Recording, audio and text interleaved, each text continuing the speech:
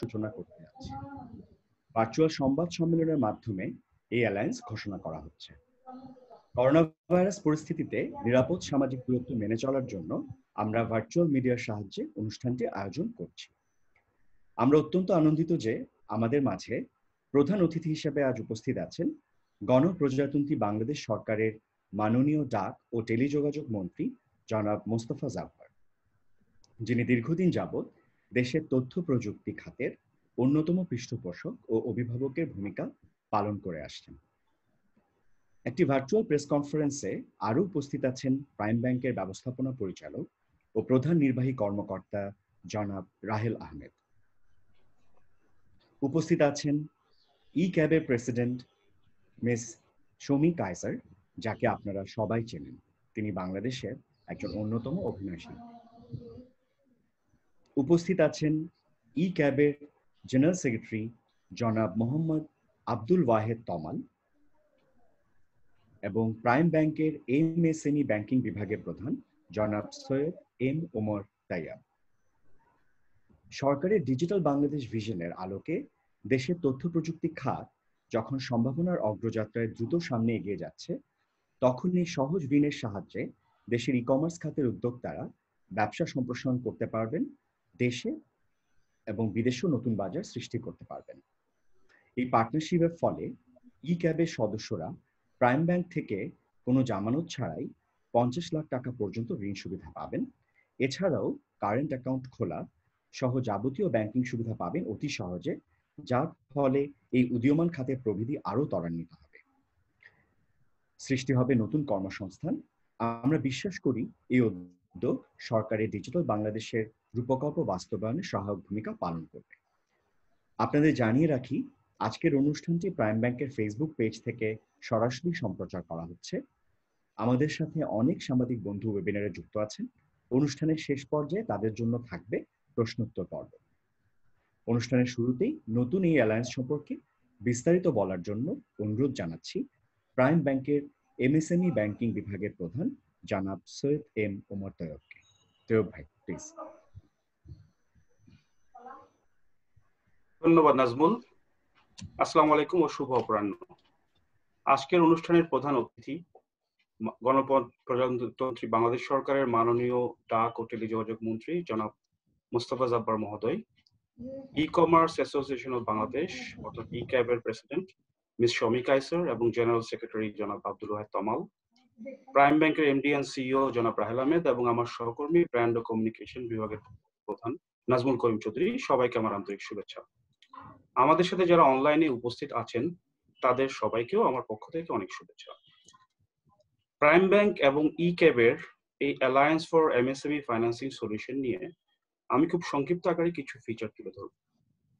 তার আগে প্রথমেই বলে রাখি, আপনারা হয়তো অনেকে অবগত আছেন, গত সপ্তাহে আমরা Bangladesh association of software and information services অর্থাৎ বেসিস এর সাথে একটি অ্যালায়েন্স ফর্ম করেছি, যেটির মাধ্যমে আমরা সফটওয়্যার ডেভেলপমেন্ট এবং আইটি এনাবল সার্ভিসেসে যে সকল এমএসএমই অন্তর্ভুক্ত আছেন তাদেরকে ফাইন্যান্সিং নিড পূরণের জন্য সহযোগিতা করব। ই ক্যাবের সাথে আজকে আমাদের যে অ্যালায়েন্সটি সেটি তারই ধারাবাহিকতার ফসল। আমাদের গণপ্রজাতন্ত্রী বাংলাদেশ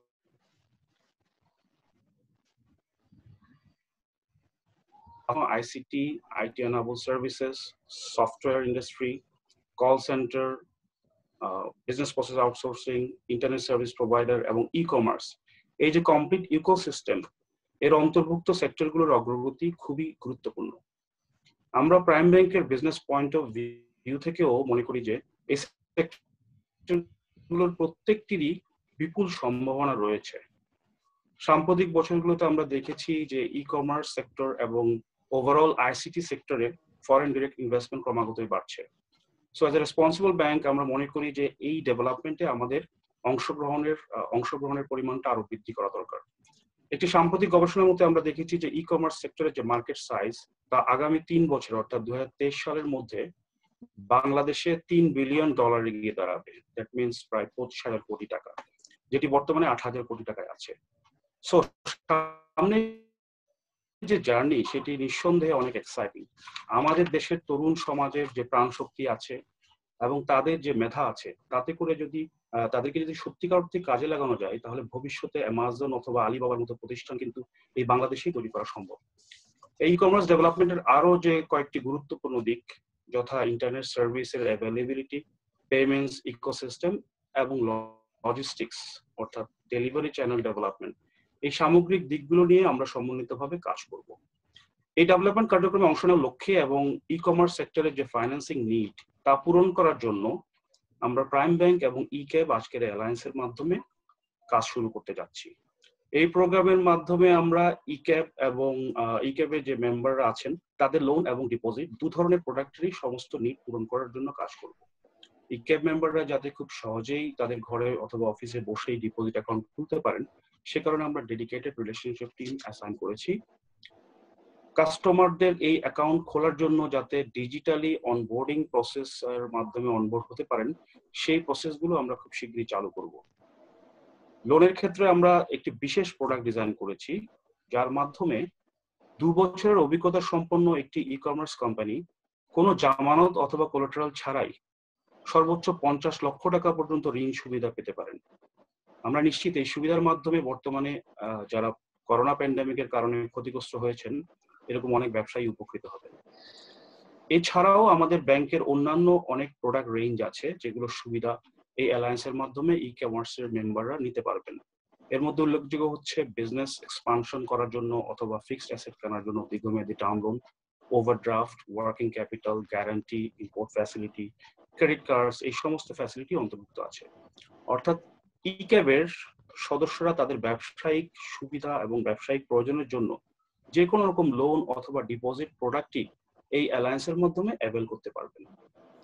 শুধু তাই নয়, ফ্রিল্যান্সার এবং এফ কমার্স সেক্টরে যারা কর্মরত আছেন তাদেরকেও কিভাবে ফিনান্সিয়াল ইনক্লুশনে অন্তর্ভুক্ত করে ব্যাংকিং সিস্টেমে নিয়ে আসা যায়, সেই লক্ষ্যেও আমরা প্রাইম ব্যাংক ও ইক্যাব জয়েন্টলি কাজ করব।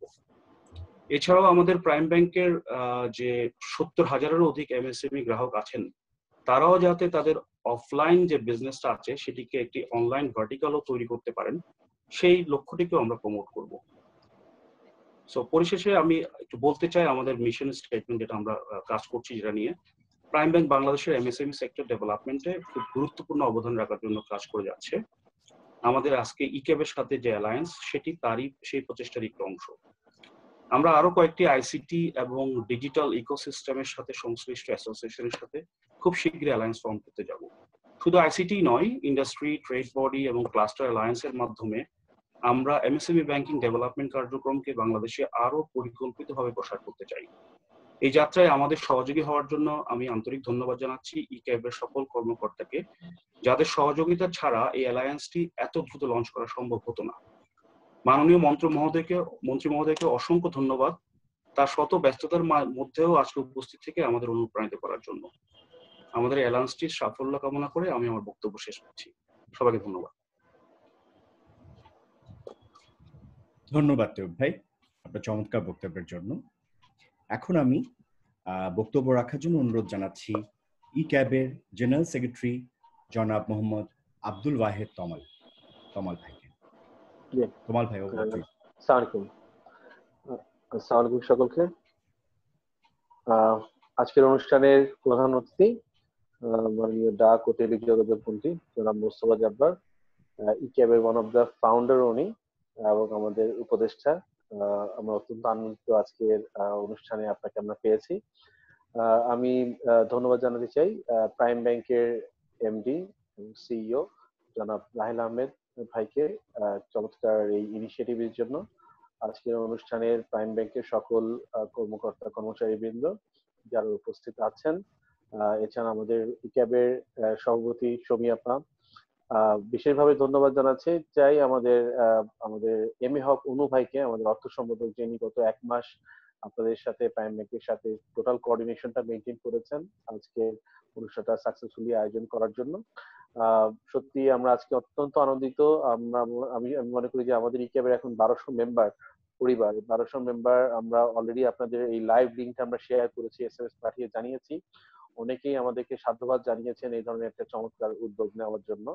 আমি এই দুর্যোগ সময়ে এই ধরনের একটি বোল্ড ইনিশিয়েটিভ নেওয়ার জন্য সত্যিকার অর্থেই প্রাইম ব্যাংকের কাছে কৃতজ্ঞ। প্রাইম ব্যাংকই সবার আগে কিন্তু এগিয়ে এসেছেন ই কমার্স ইন্ডাস্ট্রির এই ইকোসিস্টেমে সহযোগিতার হাত বাড়িয়ে দিয়েছেন। এটা আমার মনে হয় যে ওভারঅল আমাদের ই কমার্স ইন্ডাস্ট্রি প্রাইম ব্যাংকের কাছে আমরা সবসময়ের জন্য আমরা কৃতজ্ঞ থাকবো, এটা আমার দৃঢ় বিশ্বাস। আমাদের সকল মেম্বারদেরকে পক্ষ থেকে আমি আপনাদেরকে ধন্যবাদ জানাতে চাই আপনাদের এই উদ্যোগটা গ্রহণ করার জন্য।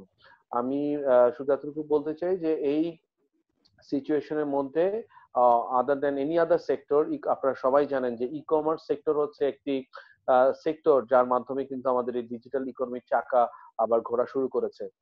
এই শত প্রবলেমের মাঝখানেও দোকানপাট সব জায়গায় বন্ধ, রেস্টুরেন্ট গুলা বন্ধ, সার্ভিস গুলা বন্ধ হয়ে গিয়েছিল। আমরা কিন্তু ই কমার্স অ্যাসোসিয়েশনের পক্ষ থেকে বাণিজ্য মন্ত্রণালয়ের অনুমোদন নিয়ে A2 এর সহযোগিতায়, পোস্ট অ্যান্ড টেলিকম মিনিস্ট্রির সহযোগিতা, আইসিটি ডিভিশনের সহযোগিতা, সকলের সহযোগিতা কিন্তু আমাদের অপারেশন কিন্তু আমরা চালু রাখতে সক্ষম হয়েছিলাম।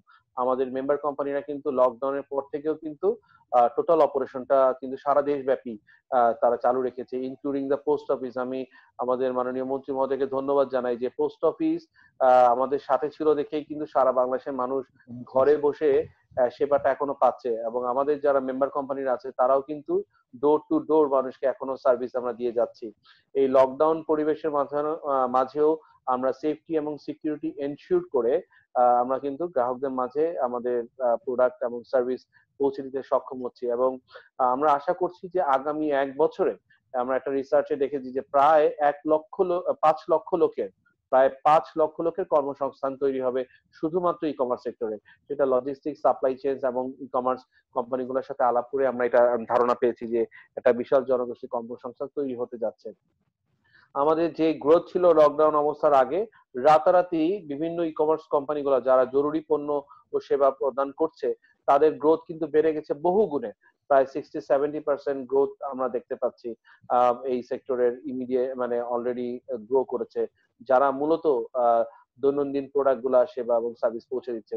এমন একটা সিচুয়েশনের মধ্যে আপনারা যে সিদ্ধান্তটা নিয়েছেন আমি মনে করি যে এটা খুবই রাইট এবং যুগ উপযোগী একটি সিদ্ধান্ত। আমাদের ই কমার্স এই মেম্বার কোম্পানিগুলোর পাশে এসে দাঁড়ানোর যে সিদ্ধান্তটা আপনারা নিয়েছেন, আমার ধারণা এই কোম্পানিগুলো যারা অল্প একটু সাপোর্ট পেলেই, যারা ইয়ং উদ্যোক্তা আছে বা ক্ষুদ্র উদ্যোক্তা আছে বিশেষ করে, তারা যদি কিছুটা সাপোর্ট বা তাদেরকে যদি কিছুটা সাপোর্ট দিয়ে আমরা এগিয়ে দিতে পারি, তাহলে কিন্তু লং রানে এই প্রতিষ্ঠানগুলো কিন্তু দাঁড়িয়ে যাবে। এক একটি প্রতিষ্ঠানই কিন্তু যারা ছোট থেকেই তো আসলে বড় হয়, এক একটি প্রতিষ্ঠান থেকে আমাদের মধ্যে থেকেই হয়তো তৈরি হতে পারে অ্যামাজন, ফেসবুক, গুগলের মতন প্রতিষ্ঠানগুলো কিন্তু আমাদের লোকাল উদ্যোক্তারা তৈরি হতে পারে। ইতিমধ্যে কিন্তু বেশ কিছু লোকাল প্রতিষ্ঠান ই কমার্সের চমৎকার কাজ করছেন। তারা দেশে এবং দেশের গণ্ডি ছাড়িয়ে কিন্তু এখন মানে পৃথিবীর মানচিত্রে সারা পৃথিবী জুড়ে কিন্তু এখন ব্যবসার উদ্যোগ তারা গ্রহণ করেছেন। সামনে একটা অপর সম্ভাবনার জায়গা তৈরি হচ্ছে, সেটি হচ্ছে ক্রস বর্ডার ই কমার্স। শুধুমাত্র কিন্তু ই কমার্স ব্যবসায়ীরা না, এখন ই কমার্স বলতে যে কোনো ব্যবসায়ী, সেটা গার্মেন্টস সেক্টর হোক, পর্যটন সেক্টর হোক, যে কোনো বিজনেসই আসলে কিন্তু ডিজিটাল রূপান্তর, ডিজিটালি ব্যবসা করার তারা চিন্তা করছেন। তো তারা অনেকেই যারা সুপার শপ গুলো রয়েছে যেমন আগোরা, মিনা বাজার, স্বপ্ন, ওয়ালটনের মতো বড় বড় কোম্পানি, যারা ব্রিক এন্ড মর্টার কোম্পানিগুলো রয়েছেন, গ্রুপ অফ কোম্পানিগুলো কিন্তু আমাদের ইকোসিস্টেমের মধ্যে, এখন ই কমার্স ইকোসিস্টেমের মধ্যে আসছেন। তো আমরা এটাকে একটা অনেক বড় সম্ভাবনাময় জায়গা দেখছি। আমি আশা করব যে আমাদের আগামীতে আরো বেশ কিছু যুগোপযোগী কার্যক্রম আমরা হাতে নিচ্ছি। বিভিন্ন ধরনের ক্যাম্পেইন আমরা এখন হাতে নিয়েছি ক্যাপ থেকে। যখন এখন রিসেন্টলি আমরা একটা ক্যাম্পেইন হাতে নিয়েছি, আমের মেলা, ই বাণিজ্যের সারা বেলা। আপনারা জানেন যে সারা বাংলাদেশে আমের একটি সবাই এখন আম খেতে চায় বাসায় বসে থেকে। তো আমরা বাণিজ্য মন্ত্রণালয়কে সাথে নিয়ে ICT division, post and telecom এবং আরো অন্যান্য সরকারি যেমন কৃষি সম্প্রসারণ অধিদপ্তর, হটেক্স ফাউন্ডেশন, বিভিন্ন প্রতিষ্ঠানকে সাথে নিয়ে এই ক্যাবের মেম্বারদের সাথে নিয়ে কিন্তু আমরা একটা ক্যাম্পেইন ডিজাইন করেছি। আমার মনে হচ্ছে যে সামনে আমরা কোরবানি আসে, সেটা নিয়ে আমরা কিন্তু একটা বড় ক্যাম্পেইন করবো, কিভাবে অনলাইনের মাধ্যমে কেনাকাটা করা যায়। আমার মনে হয় যে এই ক্যাম্পেইন গুলোতেও আপনারা প্রাইম ব্যাংকের আপনাদের এই ইনিশিয়েটিভ গুলোর সাথে আমরা যারা জড়িত থাকবো তারা খুব ক্লোজলি কাজ করতে পারবো, যেহেতু পেমেন্ট ব্যাংকিং সিস্টেম একটা গুরুত্বপূর্ণ ভূমিকা পালন করবে এই ইকোসিস্টেম ডেভেলপমেন্ট করার ক্ষেত্রে। সেই জায়গাগুলোতে আপনাদের সকলের সহযোগিতা আমরা, আন্তরিক সহযোগিতা আমরা পাবো, আমরা বিশ্বাস রাখি। এবং আজকের এই ইনিশিয়েটিভের মাধ্যমে আমি আমার সকল সাংবাদিক ভাই বোন এবং আমাদের যারা মেম্বার কোম্পানি আছে তাদেরকে বলতে চাই, সত্যিকার অর্থেই এটি কিন্তু একটি যুগোপযোগী একটা ডিসিশন হয়েছে, এবং এটা কিন্তু এই উদ্যোগটা আমাদের লোকাল এন্টারপ্রেনার গ্রো করার ক্ষেত্রে একটা চমৎকার ইনিশিয়েটিভ হিসেবে, একটা এক্সাম্পল হিসেবে কিন্তু ভবিষ্যতে কাজ করবে আমার ধারণা, আমার বিশ্বাস। আমার ধারণা আমার শমী আপা এবং আমাদের পক্ষ থেকে মুস্তাফা জব্বার আঙ্কেল আছেন, আমার আঙ্কেল হন, আমি আঙ্কেলই বলি, লাইভের মধ্যেও বললাম। তো ধন্যবাদ আপনাদের সকলকে আমাদের সবসময় আমাদের সহযোগিতা করার জন্য, আমাদের এই এই কমার্স ইন্ডাস্ট্রিকে সাপোর্ট দেওয়ার জন্য। যে এই সময়ের মাঝখানে আপনারা যে ইন্ডাস্ট্রিটাকে সাপোর্ট দিচ্ছেন, আমরা সত্যি আমরা মনে হয় যে এই ইন্ডাস্ট্রিটা আসলে আমরা ভালো কিছু করে দেখাতে পারবো। আমাদের যারা উদ্যোক্তারা আছে তারা আসলেই একটা ভালো কিছু দেশকে এবং দেশের জাতির জন্য নিয়ে আসতে পারবে, এটা আমার দৃঢ় বিশ্বাস। ধন্যবাদ আবার সকলকে। আসসালামু আলাইকুম। ধন্যবাদ তমাল ভাই আপনার অত্যন্ত উৎসাহমূলক বক্তব্যের জন্য। এখন আমি অনুরোধ জানাচ্ছি ই ক্যাবের প্রেসিডেন্ট মিস শমী কায়সার, শমী আপাকে আসলে বলি, শমী আপাকে তার বক্তব্যের জন্য। ধন্যবাদ নাজমুলকে। আমি আজকে প্রথমত কৃতজ্ঞতা জানাচ্ছি এবং আসসালামু আলাইকুম যারা দেখছেন। আমি ভীষণভাবে কৃতজ্ঞ আমাদের আজকের এই সাইনিং এর আমাদের আজকে সম্মতি দিয়েছেন ডাক ও টেলিযোগাযোগ পোস্টাল ডিপার্টমেন্টের মাননীয় মন্ত্রী মোস্তফা জব্বার ভাই। আপনাকে অনেক অনেক কৃতজ্ঞতা। আপনি আমাদের এই সেক্টরকে কন্টিনিউয়াসলি সাপোর্ট দিয়ে যাচ্ছেন। আপনি আমাদের অভিভাবক, বিভিন্নভাবে আপনার সাপোর্ট আমাদের এই সেক্টরের গ্রোথের জন্য একটা অনেক বড় আমাদের আস্থার একটি জায়গা। আমি বিশেষভাবে ধন্যবাদ এবং কৃতজ্ঞতা জানাচ্ছি প্রাইম ব্যাংকের এমডি এবং সিইও রাহেল আহমেদকে, কারণ কিছুদিন আগেই ওনার সাথে একটা মিটিংয়ে আমরা জয়েন করেছিলাম এবং সেখানে তিনি আশ্বস্ত করেছিলেন যে কিভাবে আসলে এই সেক্টরকে অ্যাসেসমেন্টের মধ্যে, রাইট অ্যাসেসমেন্টের মধ্যে ফেলে একটা ফিনান্সিয়াল সাপোর্ট দেওয়া যায়। আমি বিশেষভাবে আবারও কৃতজ্ঞতা এবং ধন্যবাদ জানাচ্ছি এমএসএমই ব্যাংকিং এর ওমর তৈয়ব ভাই আপনাকে, বিকজ আপনার এই সাপোর্ট এবং কন্টিনিউয়াস এই সাপোর্ট ছাড়া আসলে আজকে এই জায়গাটায় আমরা আসাটা ডিফিকাল্ট হতো। এবং একই সাথে ধন্যবাদ জানাচ্ছি আজকে যিনি সঞ্চালনা করছেন ব্র্যান্ড এন্ড কমিউনিকেশনের হেড কামরুল চৌধুরী আপনাকে।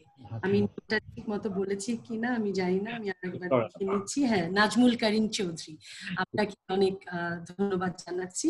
আর একই সাথে আমি আমাদের ই ক্যাব অ্যাসোসিয়েশনের আমাদের জেনারেল সেক্রেটারি এইমাত্র কথা বলেছেন, আমাদের যিনি ফাইন্যান্স ডিরেক্টর আছেন অনু ভাইকে কৃতজ্ঞতা জানাচ্ছি। একটু জাস্ট ছোট ব্যাকগ্রাউন্ড বলছি, আমাদের এখানে মাননীয় মন্ত্রী রয়েছেন, তার জন্যই ব্যাকগ্রাউন্ডটা যে গত 1 মাস ধরে আমাদের প্রাইম ব্যাংকের এমএসএমই ডিপার্টমেন্ট এবং আমাদের ফাইন্যান্স ডিরেক্টর অনু ভাই এবং আমাদের মেম্বার কোম্পানির মধ্যে একজন আশিক প্রিয় শপের, এরা একসাথে কন্টিনিউয়াসলি গত 1-1.5 মাস ধরে খেটে এবং কিভাবে এমন একটা জায়গায় আমরা আসতে পারি সেই জায়গাটা নিয়ে তারা কাজ করেছেন, এবং যে কারণে আজকে আমরা এই সাইনিংটি দেখতে পাচ্ছি। এবং আমি ভীষণভাবে আশ্বস্ত এবং আমি বিশ্বাস করি যে গত 1 বছর ধরে যে ব্যাংকিং ইনোভেশনের কথা বলছিলাম সেখানে প্রাইম ব্যাংক অনেক বড় একটা কমিটমেন্টের জায়গা আছে এবং প্রাইম ব্যাংকের কাছেই আমাদের সেই এক্সপেকটেশন, এবং প্রাইম ব্যাংক প্রমাণ করেছে যে ব্যাংকিং ইনোভেশনে এবং এই টোটাল আইসিটি ইকোসিস্টেমে এবং ই কমার্সের সাথে এই প্রথমেই এই লকডাউন এবং এই কোভিড-19 এর মধ্যে ই কমার্স যেই সম্ভাবনাময়ী যেই খাতটিকে আইডেন্টিফাই করে প্রাইম এসেছে, এবং সেজন্য প্রাইম ব্যাংকের কাছে কৃতজ্ঞতা। এবং প্রাইম ব্যাংক যে আসলেই ইনোভেশনের জায়গা থেকে ব্যাংকিং সেক্টরটাকে দেখছে সেটার একটা অনেক বড় উদাহরণ কিন্তু আজকে এটি। এই কারণে যে আজকে অলরেডি আমরা এমএসএমই ব্যাংকিং এর হেড ওমর তৈয়ব ভাই বলছেন যে কিভাবে 50 লক্ষ টাকার মধ্যে কোল্যাটারাল ফ্রি আমাদের এই যে লোনের সাপোর্টটি, এখানে কিন্তু বেশিরভাগ ক্ষেত্রে আমি একটু তথ্য দিতে চাচ্ছি যে প্রায় আমাদের এই কোভিড-19 যখন শুরু হয় এই সেক্টরটিকে মাননীয় প্রধানমন্ত্রী এমার্জেন্সি সেক্টর হিসেবে ঘোষণা করেছিলেন, তাই জন্য ওনার কাছেও আমরা কৃতজ্ঞ। আমরা তখন আমাদের মেম্বার কোম্পানির মধ্যে একটি ডিপস্টিক সার্ভে করে আমরা দেখেছি এটা অলমোস্ট দাঁড়িয়ে গেছে 8,000 কোটি টাকার মার্কেটে, এবং টোটাল এই লকডাউনের সময় 10 থেকে 15% কোম্পানি কিন্তু এই নিত্য প্রয়োজনীয় পণ্য এবং ওষুধ সেবাগুলো দিয়ে গেছে। তার মধ্যে প্রায় 85% কোম্পানি কিন্তু বসে আছে যারা ফ্যাশন ওয়্যার, ইলেকট্রনিক্স এবং অন্যান্য বিভিন্ন প্রোডাক্ট নিয়ে মার্কেট প্লেস নিয়ে কাজ করে। এবং একই সাথে আমি যেটা বলতে চাচ্ছি, তার মধ্যে প্রায় আমরা দেখেছি 26 to 30% আমাদের নারী উদ্যোক্তা রয়েছে। এই যে উদ্যোক্তারা, এরা যদি একটু ফাইন্যান্সিয়াল সাপোর্ট পায়, সেখানে কারো 5 লাখ, কারো 10 লাখ, কারো 15 লাখ, কারো 20 লাখ, কারো 25 লাখ বা 40 লাখ, আমরা এইভাবে দেখেছি, এই কোম্পানিগুলো কিন্তু একটা বিশাল বড় ইতিহাস তৈরি করতে পারে তাদের একটু যদি ফাইন্যান্সিয়াল সাপোর্ট পায়। এবং সেই ক্ষেত্রে প্রাইম ব্যাংকের কাছে বিশেষভাবে কৃতজ্ঞতা, আমি বিশেষভাবে কৃতজ্ঞতা জানাচ্ছি আমাদের প্রাইম ব্যাংকের সম্মানিত এমডি এবং সিইও রাহেল আহমেদ ভাইকে, যে তিনি তার সেই যেই জায়গা থেকে ইনি এই সেক্টরটাকে অ্যাসেস করেছেন, টিপিক্যাল এসএমইর মধ্যে না থেকে এই সেক্টরটা একটা ক্রস কাটিং সেক্টর, এবং এটার মধ্যে নানাভাবে ডিফারেন্ট অ্যাসেসমেন্টের প্রয়োজন হয়। এখানে আমাদের পেমেন্ট গেটওয়ে আছে, লজিস্টিক্স আছে, ই লজিস্টিক্স আছে, মার্কেট প্লেস আছে, এবং এই সবগুলো কোম্পানিকে একটু ডিফারেন্টলি অ্যাসেস করার এই কমিটমেন্ট নিয়ে এই যে আমাদের লোকাল মার্কেটকে, লোকাল মার্কেটের ইকোনমিকে প্রোটেক্ট করবার জন্য যে স্মল মিডিয়াম এন্টারপ্রাইজ এবং আমাদের এখানে এই উদ্যোক্তাদেরকে দিয়ে আমার লোকাল অর্থনীতি, আমার ডোমেস্টিক যে ইকোনমি আছে তাকে প্রোটেক্ট করার যে কমিটমেন্ট প্রাইম ব্যাংক দেখিয়েছে, সেই জন্য প্রাইম ব্যাংকের কাছে একটা বিশেষ কৃতজ্ঞতা। কারণ এই কোভিড-19 আমরা দেখেছি প্রায় মাসে 666 কোটি টাকার মতো প্রায় আমাদের ক্ষতি হচ্ছে, ক্ষয়ক্ষতি হচ্ছে, এই কোম্পানিগুলো সব বসে গেছে। সুতরাং তাদেরকে আবার রিভার্ট ব্যাক করবার জন্য যেই সাপোর্টটা দরকার, সেইখানে যে ব্যাংক এগিয়ে এসছে, সেই জন্য আমরা প্রাইম ব্যাংকে একটা ফার্স্ট ফাইন্যান্সিয়াল ইনস্টিটিউশন যাদের সাথে আমরা এই সময়ে এগিয়ে এসেছে, আমরা আজকে এমওইউ সাইন করছি, সেই জন্য আমার একটি বিশেষ কৃতজ্ঞতা। আমি নিজেও একজন নারী উদ্যোক্তা, যে ব্যাংকিং সাপোর্ট, এবং একটু আগে ওমর ভাই বলেছেন যে আমরা আমাদের যে এমওইউটা করতে যাচ্ছি সেখানে আমরা অলরেডি বলেছি যে আমাদের অনেক কোম্পানি আছে ব্রিক এন্ড মর্টার্স, হয়তো তারা ব্যাংকিং সিস্টেমের মধ্যে এর আগে ছিল না, এবং তিনিও বলেছেন তার কথায় যে তাদেরকে কি করে আসলে ফর্মাল ব্যাংকিং চ্যানেলের মধ্যে নিয়ে আসা যায়, সেটা একটা প্রয়াস, এবং তারা ব্যাংকিং প্রসেসের মধ্যে আসলেই কিন্তু তারা নানা ধরনের প্রণোদনারও সুযোগ পাবে। সুতরাং এই যে একটা উইন উইন সিচুয়েশন, এবং একই সাথে প্রাইম ব্যাংকের যারা বড় বড় ক্লায়েন্ট এবং মাঝারি ক্লায়েন্ট, যে ধরনের ক্লায়েন্ট আছে এখন সবাই কিন্তু ফিজিক্যাল বিজনেস থেকে ই কমার্স এবং অনলাইন বিজনেসে ট্রান্সফর্ম করতে চাইছে, এবং সেই ক্ষেত্রে ই কমার্স অ্যাসোসিয়েশন এবং প্রাইম ব্যাংক একসাথে একটা কোঅর্ডিনেটেড ওয়েতে কাজ করবে। এবং আমি বিশ্বাস করি এখানে আমাদের সাপোর্ট এবং প্রাইম ব্যাংকের সাপোর্ট, এবং সেখানে আমরাও অনেক কিছু নতুন করে শিখবো আমাদের উদ্যোক্তাদেরকে সাপোর্ট দেবার জন্য। আমি সবার কাছে আবার কৃতজ্ঞতা জানাচ্ছি, এখানে সাংবাদিক ভাইরা আছেন তাদের কাছেও কৃতজ্ঞতা জানাচ্ছি, কারণ সাংবাদিক ভাইরা এই সময়ে যেভাবে আমাদের ই কমার্স সেক্টরটাকে সাপোর্ট দিয়ে গেছেন, কথা বলে গেছেন। আমাদের নানা ধরনের চ্যালেঞ্জ আছে, আমরা আশা করছি যে এই ফাইন্যান্সিয়াল সাপোর্টের মাধ্যমে আমরা অনেকগুলো চ্যালেঞ্জকে আমরা সামনে কাটিয়ে উঠতে পারবো।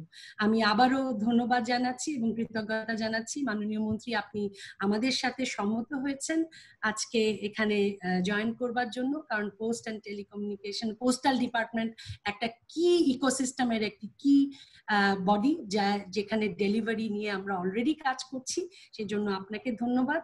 আমি প্রাইম ব্যাংকের এমডি এবং প্রাইম ব্যাংকের এমএসএমই ডিপার্টমেন্টের হেড, ব্র্যান্ড কমিউনিকেশন ডিপার্টমেন্টের হেড এবং অন্যান্য যারা কর্মকর্তা রয়েছেন, এবং বিশেষ করে আমার ই কমার্স অ্যাসোসিয়েশনের জেনারেল সেক্রেটারি, সকল মেম্বার কোম্পানিকে ধন্যবাদ জানাচ্ছি। আমরা চলুন সবাই মিলে আমরা দেখি, চেষ্টা করে আমরা এখানে স্টার্টআপ থেকে আমরা অনেক বড় অ্যামাজন বা আলিবাবার মতো কোম্পানি তৈরি করে বের করে নিয়ে আসতে পারি কিনা। সবাইকে অনেক অনেক ধন্যবাদ এবং কৃতজ্ঞতা। ধন্যবাদ সুমি আপা। আমরা সবাই জানি ক্যাবের নেতৃত্বে আপনার বলিষ্ঠ ভূমিকা কতখানি এই খাতকে এগিয়ে নিয়ে যাচ্ছে। ধন্যবাদ আপনাকে আরো এই অনুপ্রেরণামূলক বক্তব্যের জন্য। আমরা সবাই জানি আমাদের মাঝে প্রধান অতিথি হিসাবে আজ উপস্থিত আছেন গণপ্রজাতন্ত্রী বাংলাদেশ সরকারের মাননীয় ডাক ও টেলিযোগাযোগ মন্ত্রী জনাব মোস্তফা জব্বার, যিনি দীর্ঘদিন যাবৎ দেশের তথ্য প্রযুক্তি খাতের অন্যতম পৃষ্ঠপোষক ও অভিভাবকের ভূমিকা পালন করে আসছেন। আমি এখন অনুরোধ জানাচ্ছি মাননীয় ডাক ও টেলিযোগাযোগ মন্ত্রী জনাব মোস্তফা জব্বারকে প্রধান অতিথির বক্তব্য রাখার জন্য। স্যার। ধন্যবাদ সঞ্চালক মহোদয়। আজকে বাংলাদেশের তথ্য প্রযুক্তি খাতের জন্য অত্যন্ত স্মরণীয় একটি দিন, এবং এই দিনে আমাদের ই কমার্স অ্যাসোসিয়েশন অফ বাংলাদেশের সভাপতি, সাধারণ সম্পাদক, কোষাধ্যক্ষ তিনজনে আমার অত্যন্ত স্নেহভাজন, বলা যেতে পারে আমার পারিবারিক সম্পর্ক আছে এদের সবার সাথে, এবং প্রাইম ব্যাংকের এমডি সহ যারা আছেন তাদের প্রত্যেককে ধন্যবাদ দিতে চাই, কৃতজ্ঞতা প্রকাশ করতে চাই। কারণটি আমার কাছে খুব সত্যি সত্যি মানে মনে হচ্ছে যেন এটি নতুন সময় উপলব্ধি করছি। আমি তথ্য প্রযুক্তি খাতে কাজ করি ৩৩ বছর যাবত, এবং এই ৩৩ বছর সময়কালের মধ্যে একটা সুদীর্ঘ সময় গেছে যখন মানুষকে কম্পিউটার কি, তার কিবোর্ড দেখতে কিরকম, মাউস কিরকম, মনিটর কাহাকে বলে, এইসব বোঝাতে বোঝাতে সময় গেছে। বহু ব্যবসা প্রতিষ্ঠান গেছে, তাদেরকে বোঝাতে হয়েছে যে কেবলমাত্র টাইপরাইটারের কাজ নয়, এই কম্পিউটার যন্ত্রটা এর চেয়ে অনেক বেশি কিছু করতে পারে। এমনকি আমাদের ব্যবসায়ী প্রতিষ্ঠান যারা এই ধরনের ই কমার্সের পূর্বপুরুষ হিসেবে দোকানদারি করতেন অথবা পণ্য বিক্রয় করতেন, তাদের কাছে এটি ধারণার বাইরে ছিল যে তথ্য প্রযুক্তি এখানে এসে কি করবে। আজকে যখন আমরা একটি ভয়ঙ্কর সময় পার করছি, সারা পৃথিবী যখন একটা নতুন মাত্রার মধ্যে গেছে, নতুন জীবনধারার মধ্যে গেছে, তখন কিন্তু পুরো বিষয়গুলো একটু ভিন্ন প্রেক্ষিত নিয়ে হাজির হয়েছে। আমাদের এখানে আপনারা লক্ষ্য করে থাকবেন, আমাদের ই কেবের কর্মকর্তা বৃন্দ পুরা প্রেক্ষিতটা ব্যাখ্যা করে দিয়েছেন যে কোভিড পরবর্তী কালে আমাদের ডিজিটাল কমার্সের পরিস্থিতিটা কি পরিমাণ বদলে গেছে, এবং এই বদলে যাওয়াটা প্রকৃত পক্ষে আমাকে যদি বলেন সূচনা মাত্র। আমরা যখন ই ক্যাব করি তখনও কিন্তু মানুষ ধারণা করেছে এটা আবার কি জিনিস, এর নামটা ইলেকট্রনিক কমার্স হিসেবেই প্রচলিত হয়ে আসছে। তো পাশ্চাত্য থেকে ধার করে এনে আমরা এই ইলেকট্রনিক কমার্স করার চেষ্টা করছি। কেউ কেউ এটাকে বলতো আচ্ছা ইন্টারনেটের মধ্যে মাধ্যমে পণ্য লেনদেন, এটার নাম বোধহয় ই কমার্স। নীতিমালাটা যখন হয় তখন এর নামটা অবশ্য আমি বদলে দেই এবং এটাকে ডিজিটাল কমার্স এই শব্দটি যুক্ত হয়। এবং আজকে থেকে না, ই কেবের জন্মের আগে থেকে আমি এই কথাটা বলে আসছি, পৃথিবীতে প্রচলিত যত ব্যবসা বাণিজ্য এমনকি ব্যাংকিং সহ যে জীবনধারা আছে তার পুরাটাই ডিজিটাল হবে। এর মধ্যে এমন 1 ইঞ্চি জায়গাও পাওয়া যাবে না যে জায়গাটা পূর্ববর্তী যুগে থাকবে। এমনকি আমরা এখন বলি যে আমাদের শিল্প যুগ প্রথম, দ্বিতীয়, তৃতীয় স্তর অতিক্রম করে গেছে। তৃতীয় স্তরটা কিন্তু তথ্য প্রযুক্তি নির্ভর, কিন্তু এখন আমরা কেবল তথ্য প্রযুক্তি নির্ভর এইরকম শিল্প যুগে বসবাস করছি না। এখন আমরা ডিজিটাল যুগে ডিজিটাল প্রযুক্তি নির্ভর ডিজিটাল শিল্প বিপ্লবের যুগে বসবাস করছি, এবং এর প্রসারটা বোধহয় এই করোনা এসে একটু ভিন্নভাবে অন্তত সাধারণ মানুষের কাছে উপস্থাপন করতে সক্ষম হয়েছে। আমরা যেখানে ই ক্যাবের জন্য মানুষের কাছে আবেদন নিবেদন করতাম, এখন মানুষ উল্টাটা করে। মানুষ এখন মনে করে ঘরে বসে থেকে যদি আমাকে পণ্য পেতে হয় তাহলে আমার এই ই কমার্স ছাড়া আর বিকল্প কোনো রাস্তা নেই। এবং এটি আমি খুব স্পষ্ট করে বলতে চাই, অনেকে মনে করবেন যে করোনা আসছে এই জন্য বোধহয় ই কমার্সের এই পরিবর্তনটা হয়েছে, করোনা যখন থাকবে না তখন আমরা আবার আগের যুগে ফেরত যাব।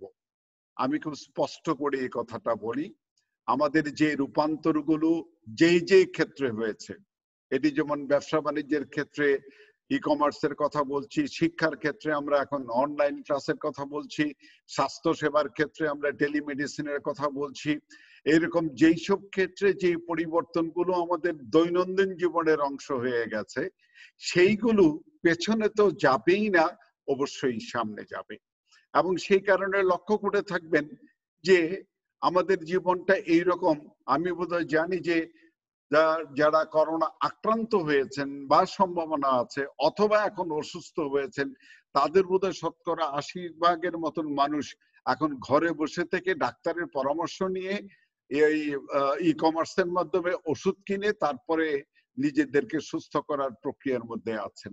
ঠিক একইভাবে আমরা যেখানে ভাবতে পারতাম না, গ্রামের একটা স্কুল, যে স্কুলে আসলে কেবলমাত্র হয়তো একটা মোবাইল ইন্টারনেট আছে, সেইখান থেকে অনলাইনে ক্লাস নেওয়া হচ্ছে এবং ছেলেমেয়েরা, প্রাথমিক বিদ্যালয়ের ছেলেমেয়েরা পর্যন্ত জাস্ট প্রত্যাশা করছে তার হাতে একটা ডিভাইস থাকুক এবং সে যেন ক্লাসে যোগ দিতে পারে, সেই অবস্থাটা তৈরি হোক। সেইভাবে যখন আমরা এই ডিজিটাল কমার্সের যুগে এসেছি, আমাদের তো আসলে মূল সংকটটা ছিল এইরকম কোনো প্রতিষ্ঠানের জন্মই নেবে কিনা। এই জন্ম ঠেকানোর জন্য চেষ্টা কম করা হয়নি এবং আমি ধন্যবাদ দেই আমার খুব প্রিয় মানুষ যারা তমাল সহ যারা যুদ্ধ করে, একেবারে সরাসরি যুদ্ধ করে এই পরিস্থিতি তৈরি করেছে, যার ফলে ই ক্যাবের জন্ম হয়েছে। আমরা একটা জায়গাতে অন্তত পক্ষে নিশ্চিত হয়েছিলাম, 87 সালে যখন তথ্য প্রযুক্তির যাত্রাটা শুরু করি, তখন আমাদের কাছে মনে হয়েছে যে এটি শৃঙ্খলাবদ্ধ সাংগঠনিক কাঠামো ছাড়া কোনো ক্ষেত্রে আসলে অগ্রগতি সাধন করা যায় না। এবং সেই কারণে 87 সালে বাংলাদেশ কম্পিউটার সমিতির জন্ম হয়েছিল। আমরা 98 সালে বেসিসের জন্ম দিয়েছি, পরবর্তীকালে আইএসপিএবি এবং বাক্য এবং সর্বশেষ বোধহয় ই ক্যাবের জন্ম হয়েছে।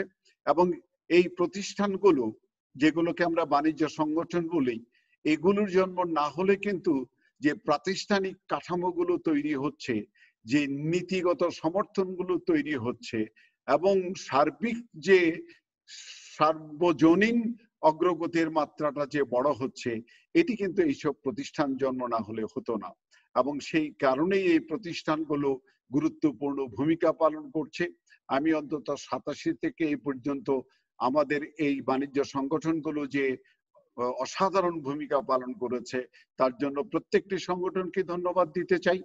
ই ক্যাবের জন্য চ্যালেঞ্জটা একটু বেশি ছিল, কারণ অন্যেরা যখন তথ্য প্রযুক্তি নিয়ে কথা বলেছে তখন এটা বিশ্বাস করানো বেশ সহজ ছিল, কিন্তু ব্যবসা বাণিজ্য এটা আবার এই অনলাইনে হতে পারে, এই বিশ্বাস করানোটা আসলে খুবই কঠিন কাজ ছিল। আবার একটা ইতিবাচক দিক ছিল যেটি সমী বর্ণনা করেছে, যে এটি এমন একটি প্ল্যাটফর্ম তৈরি করেছে যেখানে আমাদের মেয়েরা, ঘরে বসে থাকার মতন মেয়েরা ঘর সংসার করছে, রান্না বান্নার সন্তানের যত্ন নিচ্ছে, কিন্তু একই সাথে সে তার একটা পেশা তৈরি করতে পারছে, একটা কর্মজীবন তৈরি করতে পারছে এবং সেই কর্মজীবনটি এটি লাভজনক ব্যবসায় পরিণত হয়েছে। আমার মনে আছে আমি বাংলাদেশ টেলিভিশন একটা অনুষ্ঠান করে কম্পিউটার নামে, এবং সেই অনুষ্ঠানে একটি তরুণীর সাক্ষাৎকার নিয়েছিলাম এবং তার বিবরণ শুনে আমার নিজের কাছে খুব মুগ্ধ হওয়ার মতন অবস্থা ছিল। বিশ্ববিদ্যালয়ের ছাত্রী, এবং বিশ্ববিদ্যালয়ের ছাত্রী হিসেবে সে তার সৃজনশীলতা দিয়ে তার ফ্যাশন ডিজাইনিং এর কাজ করতো, নিজেই ডিজাইন তৈরি করতো, নিজেই সেলাই করতো, নিজেই মডেল হইতো এবং এই বাবার বাড়ির একটা বারান্দাকে তার এই পণ্য ঝুলিয়ে রাখার মতন একটা জায়গা হিসেবে ব্যবহার করত। এখন সম্ভবত অনেক বড় হয়ে গেছে। মানে তার মানে একটি ক্ষুদ্র উদ্যোক্তা কেমন করে কত বড় হতে পারে সেটির প্রমাণ কিন্তু আমাদের ইক্যাবের বহু সদস্য দেখিয়ে দিতে পেরেছে, এবং এটি আমাদের মেয়েদের উদ্যোক্তা হওয়ার জন্য একটা বড় প্ল্যাটফর্ম হিসেবে ব্যবহৃত হচ্ছে। এবং এটি এর মধ্য দিয়ে আমাদের মেয়েরা প্রমাণ করছে যে তারা কেবলমাত্র ঘর সংসার না, তারা আসলে দৈনন্দিন জীবনের এবং ডিজিটাল যুগের ব্যবসা বাণিজ্য করার সক্ষমতা রাখে। তারা নিজেরা ফেসবুক পেজ অপারেট করে, প্রয়োজন বোধে নিজেরা ওয়েবসাইট তৈরি করে এবং ব্র্যান্ডিং বা মার্কেটিং থেকে সমস্ত কিছু করে। এই যে জিনিসটা করে, এই জিনিসগুলো কিন্তু আমরা মেইন স্ট্রিমের কাছে উপস্থাপন করতে পারছিলাম না। এবং আমাদের তথ্য প্রযুক্তি খাতের একেবারে 87 সাল থেকে যদি ঘুরে আসেন, একটা বড় সংকট কাজ করেছে। বিশেষ করে আমরা প্রচলিত ব্যাংকিং প্রথার মধ্যে আমাদের ফাইন্যান্সিং এবং এই ক্ষেত্রে ঋণ প্রদান করা থেকে শুরু করে এই জায়গাগুলোতে তাদের দৃষ্টি আকর্ষণ করতে পারছিলাম না। আমি অবশ্য তাদেরকে খুব একটা দোষ দেই না, তার কারণ হচ্ছে প্রচলিত ব্যাংকিং এর নিয়ম অনুসারে তারা যেই সব কথা এবং পদ্ধতি অবলম্বন করে থাকেন, তাতে তথ্য প্রযুক্তি তো দৃশ্যমান কোনো বিষয় নয়। সো দৃশ্যমান কোনো বিষয় নয়, সেরকম খাতে ব্যাংক টাকা দিয়ে টাকা হারিয়ে ফেলার ভয় নিয়েই তো থাকবে। আমাদের ই কমার্সের ক্ষেত্রেই বলেন অথবা সফটওয়্যার ডেভেলপমেন্টের ক্ষেত্রেই বলেন, এই উদ্যোক্তাদের কিন্তু বড় সম্পদের নাম তাদের নিজেদের সৃজনশীলতা এবং মেধা। এই মেধার প্রয়োগ করে কিন্তু তারা প্রচলিত যে ধারা আছে, যে ব্যবসা বাণিজ্যের ধারা আছে, তার মধ্যে কিন্তু ভ্যালু এডিশন করছে।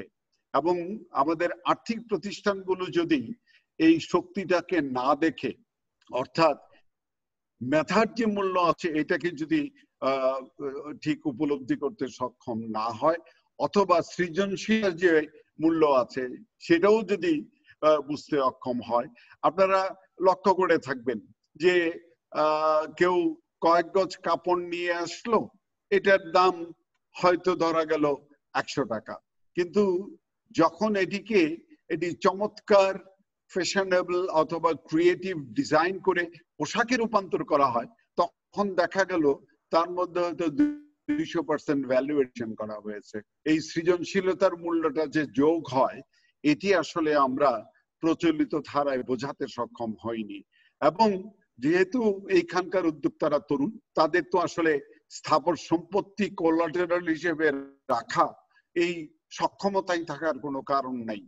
যারা ট্রেডিশনাল বিজনেস করে, তারা ট্রেডিশনাল পদ্ধতিতে ব্যাংকের থেকে লোন নেবার জন্য জায়গা জমি বা বাড়ি ঘর গাড়ি ঘোড়া এইসব যথারীতি সংগ্রহ করে রাখে, কারণ তারা জানে এগুলা কোলাটেরাল রেখে তারপরে ব্যাংক থেকে ঋণ নিতে হবে। কিন্তু আমাদের ই কমার্স যারা করে, তারা কিন্তু তাদের মেধাটার উপর নির্ভর করে, তাদের সৃজনশীলতার উপর নির্ভর করে। আমি সত্যি সত্যি কৃতজ্ঞ প্রাইম ব্যাংকের কাছে যে আপনারা এটা যে উপলব্ধি করেছেন যে একটি ভিন্ন ধারার ব্যবসা, কিন্তু এই ভিন্ন ধারার ব্যবসাটা কিন্তু আগামী দিনের ভবিষ্যৎ। আমি একটি কথা খুব স্পষ্ট করে বলতে পারি, আগামীতে কোনো ব্যবসা পাবেন না যে ব্যবসা ডিজিটাল ব্যবসা হবে না। এমন কোন ধরনের আপনি বিজনেস অথবা বিজনেস প্রসেস পাবেন না যার সাথে ডিজিটাল প্রযুক্তির সম্পর্ক থাকবে না। আমাদের কাছে এটি এই কারণে একটি রূপান্তরের প্রশ্ন। আমি একদিক থেকে ডাক ও টেলিযোগাযোগ বিভাগের দায়িত্বপ্রাপ্ত মন্ত্রী হিসেবে একটু স্বস্তি বোধ করি যে করোনা আসার পরে মানুষ কিন্তু আমাদের প্রযুক্তিকে শ্বাস নিঃশ্বাসের মতন প্রয়োজনীয় জিনিসে পরিণত করেছে। এখন চিন্তা করে দেখেন, মানুষের হাতে যদি এটি মোবাইল ফোন কিংবা একটি কম্পিউটার এই কোনোটাই না থাকে, তাহলে সম্ভবত সে পৃথিবীতে আছে কিনা তার অস্তিত্বের নিয়ে সংকট দেখা দেবে। এটি কেবলমাত্র সরকার পরিচালনা নয়, আজকে আমরা যে সাংবাদিক সম্মেলন করছি কিংবা আমি দিনে প্রায় 5টা 6টা 7টা করে মিটিং করছি, এই কাজগুলো করছি বাড়িতে বসে থেকে প্রায় 100 দিন যাবত। আমি আমার সরকারি অফিস পরিচালনা করছি, আমার বেসরকারি যত রকমের যোগাযোগ আছে তা সম্পন্ন করছি। এটি কিন্তু আমার ডিজিটাল জীবন ধারার প্রাত্যহিক জীবন হিসেবে পরিণত হয়েছে। এই অবস্থাটা আগামী দিনে আরো দৃঢ় হবে এবং সেই কারণে আমরা আমাদের ডিজিটাল অবকাঠামো গড়ে তোলার ক্ষেত্রে বলিষ্ঠ ভূমিকা পালন করার উদ্যোগ গ্রহণ করেছি। এর মধ্যে আমরা এতটুকু পর্যন্ত অগ্রসর হয়েছি যে যাতে 21 সালের মধ্যে বাংলাদেশের গ্রামান্তর পর্যন্ত এমন কোনো ইউনিয়ন পর্যন্ত না থাকে যার মধ্যে আমরা খুব দ্রুত গতির ব্রডব্যান্ড দিতে না পারি। আমাদের কাছে কিন্তু এই বিষয়টি পরিষ্কার, মানুষ এখন কেবলমাত্র ইন্টারনেট চায় না, মানুষ এখন কেবলমাত্র চ্যাট করার জন্য অথবা ফেসবুক ব্রাউজ করার জন্য ইন্টারনেট চায় না, মানুষ তার জীবনধারার অংশ হিসেবে ইন্টারনেট চায়। এবং সেই কারণেই আমার এই মোবাইলের স্বল্প গতির ইন্টারনেটের চাইতে এখন ব্রডব্যান্ড ইন্টারনেটের চাহিদাটা ব্যাপকভাবে বেড়েছে। আপনারা যারা সাংবাদিক বন্ধুরা আছেন তারা জানলে খুশি হবেন যে আমরা জানুয়ারি থেকে এই সময়কালের মধ্যে আমাদের ব্যান্ডউইথের ব্যবহারকে প্রায় দ্বিগুণ হতে দেখেছি। এবং এই যে দ্বিগুণ পর্যন্ত যাওয়াটা, এইটি আমরা উপলব্ধি করেছি বলেই কিন্তু আমাদের কুয়াকাটাতে সিএমইউই 5 আছে, তার ক্যাপাসিটি বাড়ানোর সমস্ত প্রস্তুতি সম্পন্ন করে বাড়িয়েছি। আমরা সিএমইউই 6 এ যাচ্ছি এবং আমরা এটা বুঝতে পারি যে সামনের দিনগুলোতে আমরা যেরকম করে শ্বাস প্রশ্বাস নেই, আমরা যেরকম করে দৈনন্দিন বাজার করি এবং জীবন চালাই, ইন্টারনেট অথবা ব্যান্ডউইথ এরকম আমরা খাবো, আমার খাওয়ার মতন একটা বিষয় হয়ে দাঁড়াবে। এবং সেই কারণে আমি মনে করি যে আমাদের যে প্রস্তুতি থাকা দরকার রাষ্ট্রীয়ভাবে সেটি আছে। ধন্যবাদ আমাদের মাননীয় প্রধানমন্ত্রীকে। আসলে একদম গোড়া থেকে যদি ধন্যবাদ দিই তাহলে জাতির পিতা বঙ্গবন্ধু শেখ মুজিবুর রহমানকে দিতে হবে, কারণ বাংলাদেশের ডিজিটাল রূপান্তরের বীজ কিন্তু তিনি বপন করেছিলেন। 1973 সালে আমাদেরকে ইউপিইউ এর সদস্য করেছিলেন, আইটিইউ এর সদস্য করেছিলেন। 75 সালের 14ই জুন তিনি বেতবুনিয়াতে উপগ্রহ ভূকেন্দ্র স্থাপন করে দিয়ে গিয়েছিলেন। এই যে যাত্রাটা সেটি আমাদের মাননীয় প্রধানমন্ত্রী 96 থেকে 2001 এই সময়কালে বড় ধরনের রূপান্তর করেছিলেন। আপনাদেরকে স্মরণ করিয়ে দিই 97 সালের জেআরসি কমিটি রিপোর্টের কথা, যার মধ্য দিয়ে আসলে ডিজিটাল বাংলাদেশ রূপান্তরিত হবে এই উদ্যোগটি প্রতিফলিত হয়েছে। এবং সবাই জানেন 2008-এ আমাদের প্রধানমন্ত্রী পৃথিবীর যে কোনো দেশের আগে নিজের দেশকে ডিজিটাল করার স্বপ্ন ঘোষণা করেন এবং 2009 থেকে অবিরাম কাজ করছেন। একটা লাঙ্গল জোয়ালের দেশ আজকে যে অবস্থায় ডিজিটাল দেশে রূপান্তরিত হয়েছে এবং মানুষের জীবন যাপনকে যেভাবে ডিজিটাল করছে, এটি নিঃসন্দেহে আমাদের গর্ব করার মতন একটি বিষয়। আজকের দিনে বিশেষ করে আমি প্রাইম ব্যাংককে বারবার ধন্যবাদ দেব এবং আমি এটি প্রত্যাশা করব যে প্রাইম ব্যাংক যে দূরদৃষ্টি সম্পন্ন সিদ্ধান্ত নিতে সক্ষম হয়েছে, এই সিদ্ধান্তের প্রতিফলন হিসেবে কয়েকদিন আগে সম্ভবত আপনারা বেসিসের সাথে এরকম একটি সমঝোতা করেছেন। আমি প্রত্যাশা করব আমাদের তথ্য প্রযুক্তি খাতে অন্য যারা কাজ করছে তারাও মেধা নিয়ে কাজ করে, তারাও তাদের নিজেদের সৃজনশীলতা নিয়ে কাজ করে। সেই দিক থেকে আপনি এটি ইন্টারনেট সেবাই হোক অথবা কল সেন্টারের সেবাই হোক, যারাই হোক না কেন, তারা এই যে নতুন যুগের আপনাদের গ্রাহক, এটিকে যে আপনারা বুঝতে পেরেছেন, এটি একটি বিরাট রকমের পাওনা আমাদের জন্য। আমি আশা করি আপনাদের পথ ধরে আমাদের দেশের প্রচলিত যে বাকি ব্যাংকগুলো আছে বা আর্থিক প্রতিষ্ঠানগুলো আছে, সেই আর্থিক প্রতিষ্ঠানগুলো আপনাদের পথ ধরে আমাদের পাশে এসে দাঁড়াবে। কারণ আমি মনে করি যে এটি আমাদের যেমনি করে স্বার্থের বিষয় আছে, আপনাদের জন্য কিন্তু এটি উপলব্ধি করার বিষয় আছে যে আগামী দিনে প্রচলিত ধারার ব্যবসা বাণিজ্য যদি না থাকে, প্রচলিত ধারার ব্যাংকিংও থাকবে না। আপনারা এর মধ্যে লক্ষ্য করেছেন যে ডিজিটাল ব্যাংকিং এখন অতি গুরুত্বপূর্ণ একটি বিষয় হয়ে দাঁড়িয়েছে। আমাদের নগদ অত্যন্ত বলিষ্ঠ ভূমিকা পালন করতে সক্ষম হয়েছে, এই করোনাকালে করতে বলেছে। এবং আরেকটি যেটি ইকেবের পক্ষ থেকে বলা হয়েছে, আমরা মনে করেছিলাম, আমি যখন 18 সালে দায়িত্ব নেই তখন বহুজন আমাকে বলেছে ডাকঘরটাকে কবর দেওয়ার জন্য বোধহয় আপনাকেই পাঠানো হয়েছে। আমি আজকে কিন্তু বলতে পারি আমাদের এই ডাকঘর কিন্তু উল্টা ঠিক তার যে সচল সজীব যে দৃষ্টিভঙ্গি তার প্রকাশ ঘটিয়েছে। এই সময়কালের ভিতরে আমরা কেবলমাত্র মানুষের দ্বারাই নেই, আমরা ডাকঘর কেবল খোলা রেখে নিম্নবিত্ত বা মধ্যবিত্ত মানুষের পাশে দাঁড়া নেই, আমরা কিন্তু এই পণ্য পরিবহনের ক্ষেত্রে যখন আর কোনো যানবাহন চলে নাই তখনও আমরা এই ডাকঘরকে কিন্তু সচল রাখতে পেরেছি। ধন্যবাদ আবারও মাননীয় প্রধানমন্ত্রীকে, কারণ ডাকঘরকে জরুরি সেবা হিসেবে গ্রহণ করা হয়েছে, টেলিকমকে জরুরি সেবা হিসেবে গ্রহণ করা হয়েছে। সবকিছু মিলিয়ে একটা ইকোসিস্টেম দাঁড়িয়েছে, যে ইকোসিস্টেমটা আমাদের আজকের অবস্থানটা তৈরি করেছে। তো আমি আপনাদেরকে প্রাইম ব্যাংকের যারা ব্যবস্থাপনায় আছেন তাদেরকে, আপনাদের পশ্চাতে যারা আছেন, বোর্ড আছে এবং অন্যান্য যারা আছে, তাদের প্রতি কৃতজ্ঞতা প্রকাশ করছি। তথ্য প্রযুক্তি খাতের সকলের পক্ষ থেকে কৃতজ্ঞতা প্রকাশ করছি এবং অনুরোধটা রেখে যাচ্ছি যে পুরো খাতটার জন্যই আপনারা আপনাদের হাতটা বাড়িয়ে দিয়ে আসবেন। আমাদের দেশে কিন্তু একটি বিষয় স্পষ্ট, সেটি হচ্ছে, আমি বেসিসেরই বোধহয় একটি এরকম মিটিং এ আমি জিজ্ঞেস করেছিলাম যে আমাদের যাদেরকে আপনারা ঋণ দেন তাদের মধ্যে ব্যবহারের দিক থেকে কে কতটা কিরকম বিহেভ করে, এবং আমি জবাব পেয়েছিলাম যে ক্ষুদ্র এবং মাঝারি যারা ঋণ গ্রহণকারী থাকে তাদের মধ্যে ইভেন কোলাটারাল যদি নাও থাকে শতকরা 80 জন কিন্তু স্বেচ্ছায় ঋণ ফেরত দিয়ে দেয়। আর আপনারা যখন কাউকে হাজার হাজার কোটি টাকা দিয়ে দেন এবং যখন এই টাকা পাচার হয় অথবা এই অর্থ ফেরত পান না, তখন কিন্তু হাজার হাজার এই ক্ষুদ্র এবং মাঝারি ব্যবসার চেয়ে একজন মানুষ অনেক বেশি ক্ষতি করে ফেলে ব্যাংকের। অতএব আমি মনে করি জনগণের উপরে ভরসা করাটা অনেক বেশি লাভজনক। আর আমাদের এই জনগণরা হচ্ছে শমী কায়সার, আব্দুল ওয়াহেদ তমাল কিংবা অনুর প্রজন্ম, যেই প্রজন্ম বাংলাদেশের ভবিষ্যৎ। এরাই কিন্তু বাংলাদেশের জনগণের শতকরা 65%। আমরা যদি আমাদের এই নতুন প্রজন্মকে সক্ষম করতে না পারি, শক্তিশালী করতে না পারি, তাহলে দেশটার শক্তি হবে না, দেশটার সক্ষমতা হবে না। এটি ডিজিটাল বাংলাদেশ কিংবা বঙ্গবন্ধুর সোনার বাংলা, সেটাও হবে না। আপনারা এই পথে পা বাড়িয়েছেন, এটি আমাদের জন্য সাহস যোগাবে এবং আমরা ধন্যবাদের সাথে আপনাদের এই যে কর্ম তার প্রতি শ্রদ্ধা জানাই, ভালোবাসা জানাই।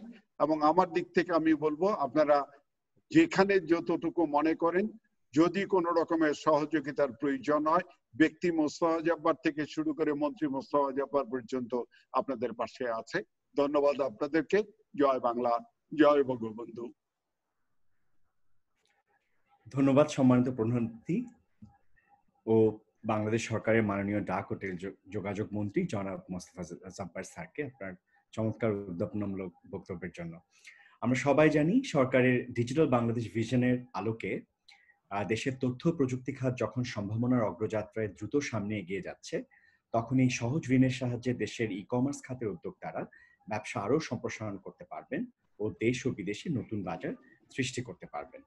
আর আজকের এই অনুষ্ঠানে প্রাইম ব্যাংক এবং e commerce association of Bangladesh এই অর্থায়ন সুবিধার জন্যই এই অ্যালায়েন্সের সূচনা করতে যাচ্ছে। এখন আমি অনুরোধ জানাচ্ছি প্রাইম ব্যাংকের সম্মানিত ব্যবস্থাপনা পরিচালক ও সিইও জনাব রাহেল আহমেদকে তার বক্তব্য রাখার জন্য। ধন্যবাদ নাজমুল। শুরুতেই আমাদের মাননীয় ডাক ও টেলিযোগাযোগ মন্ত্রী মহোদয় আজকের অনুষ্ঠানের প্রধান অতিথি, ওনাকে আমাদের সশ্রদ্ধ সালাম। ই ক্যাবের সভাপতি শমী আপা, জেনারেল সেক্রেটারি তমাল ভাই এবং ই ক্যাবের অন্যান্য যারা সদস্যবৃন্দ আজকে এই অনুষ্ঠানের সাথে সংযুক্ত আছেন বা এর পেছনে নেপথ্যে কাজ করেছেন, এবং আমাদের প্রাইম ব্যাংক পরিবারের সকল সদস্যকে আমার আন্তরিক শুভেচ্ছা। এই সংবাদ সম্মেলনে যে আমাদের মিডিয়ার ভাই বোনরা আছেন, সংযুক্ত আছেন, তাদের সবাইকে আমাদের প্রাইম ব্যাংক এবং ই ক্যাবের পক্ষ থেকে যৌথ শুভেচ্ছা। বাংলাদেশে গত 12 বছরে, যেটা মাননীয় মন্ত্রী মহোদয় একটু আগে একবার রিইটারেট করেছেন এবং আমরা সবাই জানি এটা, যে গত 11-12 বছরে বাংলাদেশে একটা ডিজিটাল বিপ্লব হয়েছে এবং এই ডিজিটাল বিপ্লবটা বাংলাদেশের সকল প্রান্তকে ছুঁয়ে গেছে। ব্যবসা বাণিজ্য থেকে শুরু করে ব্যক্তি জীবন, ব্যাংকিং, কোনো কিছুকে বাদ রাখেনি এবং এটাই স্বাভাবিক। এটি সম্পূর্ণভাবে মাননীয় প্রধানমন্ত্রীর দূরদর্শিতা ছিল। সেই ক্ষেত্রে ওনার সঙ্গে যারা সহযোগী হিসেবে কাজ করেছেন, সেই সহযোদ্ধাদের মধ্যে আমাদের মাননীয় মন্ত্রী একজন, উনি আমাদের তথ্য প্রযুক্তির এই ক্ষেত্রের একজন অভিভাবক। আমরা আমাদের ব্যাংকিং ইন্ডাস্ট্রির তরফ থেকে দেখেছি গত 12 বছর বাংলাদেশ মোবাইল ফাইন্যান্সিয়াল সার্ভিসে আজকে একটি এক্সাম্পল। আমি জাস্ট কয়েকদিন আগে 2-3 দিন আগেই দেখছিলাম যে নগদ যে সাফল্য অর্জন করেছে সেই সাফল্যকে দেখে এশিয়া প্যাসিফিকের আরো বেশ কয়েকটি দেশ এখন সেখানকার পোস্ট ডিপার্টমেন্ট আমাদের কাছ থেকে এই নমুনা নিয়ে তারা বলছে যে আমাদেরকে সে শিখিয়ে দিয়ে যাও যে কিভাবে আমরা এই জিনিসটা করতে পারি। সো এটি আবারও প্রমাণিত হয়েছে, যেটা উনি একটু আগে বললেন, যে ডাক বিভাগের কবর দেবার সময় আসেনি, বরং ডাক বিভাগের একটা সুন্দর পুনরুত্থান হয়েছে। আমরা ব্যাংকিং সার্ভিস থেকে এই সময়টা পেয়েছি, আমরা দেখেছি যে গত কয়েক বছরে ডিজিটাল প্রযুক্তির ব্যবহার, সেটি স্থানীয় প্রযুক্তির সহায়তায় হোক অথবা বিদেশি প্রযুক্তির সহায়তায় হোক, আমাদেরকে ব্যাংকিং এর মানসিকতা, দৃষ্টিভঙ্গি এগুলোকে আমূল পরিবর্তন করতে হয়েছে। কোভিড একটি আপৎকালীন পরিস্থিতি। গত 3 মাসে বাংলাদেশ শুধু না, বৈশ্বিক মহামারীর কারণে গত 6 মাসে বলবো যে পৃথিবীর প্রতিটি মানুষের চিন্তাধারা, দৃষ্টিভঙ্গি সবকিছুর একটা বিশাল পরিবর্তন হয়েছে, একটা বড় ধাক্কা এসছে। ব্যাংকিং এখন আর সেই ব্রিক এন্ড মর্টার ব্যাংকিং নেই। যে শাখায় এসে আমার সঙ্গে বসে সামনাসামনি আলাপ করে লেনদেন করা, ঋণ নেয়া দেয়া, টাকা পয়সা আমানত রাখা, এসবের দিন অনেক আগেই শেষ হয়ে যাচ্ছিল। এই ধাক্কায় বোধহয় সেটা কবর হয়ে যাবে। তো এখন যেটা ভবিষ্যতের ব্যাংকিং, সেটা সম্পূর্ণভাবে ডিজিটাল প্রযুক্তি ভিত্তিক ব্যাংকিং। আর আমাদের বাংলাদেশের জন্য একটা খুব বড় জায়গা, যেটি এগেইন আমি আবার বলবো যে আমাদের যারা নীতি নির্ধারক মহলে আছেন তারাও এটা গত 10-12 বছরে পুঙ্খানুপুঙ্খভাবে ওটার উপরেই কাজ করছেন, সেটা হচ্ছে যে একটি তরুণ জনশক্তি বাংলাদেশে, আমরা যেটাকে মিলেনিয়াল জেনারেশন বলছি। এবং এই যে 71-এর প্রজন্ম এবং তার পরবর্তী যে 80-র দশকের প্রজন্ম বা 90-এর প্রজন্ম, এদের হাত ধরে বাংলাদেশ আজকে যে ভবিষ্যতের স্বপ্ন দেখছে এবং বাংলাদেশ যে ভবিষ্যতের দিকে এগিয়ে যাচ্ছে, সেই হাত চলাটায় এগিয়ে যাওয়াটাই কিন্তু পথ চলাটাতে ডিজিটাল প্রযুক্তি ছাড়া কোনো কারণ নেই অন্য কোনো ভাবে করবার। আজকে আমরা যখন ব্যাংকিং সার্ভিস, নতুন কোনো প্রোডাক্ট ডিভাইস করি অথবা নতুন কোনো সার্ভিসের সূচনা করতে যাই, আমাদেরকে প্রথমেই মাথায় রাখতে হয় এই তরুণ জনশক্তির কথা বা এই তরুণ সাধারণের কথা। এই মিলেনিয়াল জেনারেশনের চাহিদাকে মাথায় রেখে একটা এফএমসিজি কোম্পানির মতো করে এখন আমাদের ব্যাংকিং সার্ভিসটাকে সাজাতে হয়। সো এইটাই হচ্ছে ভবিষ্যৎ। আর এই কোভিড এর ধাক্কায় আমার 75 ঊর্ধ্ব বাবা মা থেকে শুরু করে আমি অথবা আমার সন্তানেরা কারোর জীবনে কিন্তু ডিজিটালের ছোঁয়া লাগেনি সেটা না।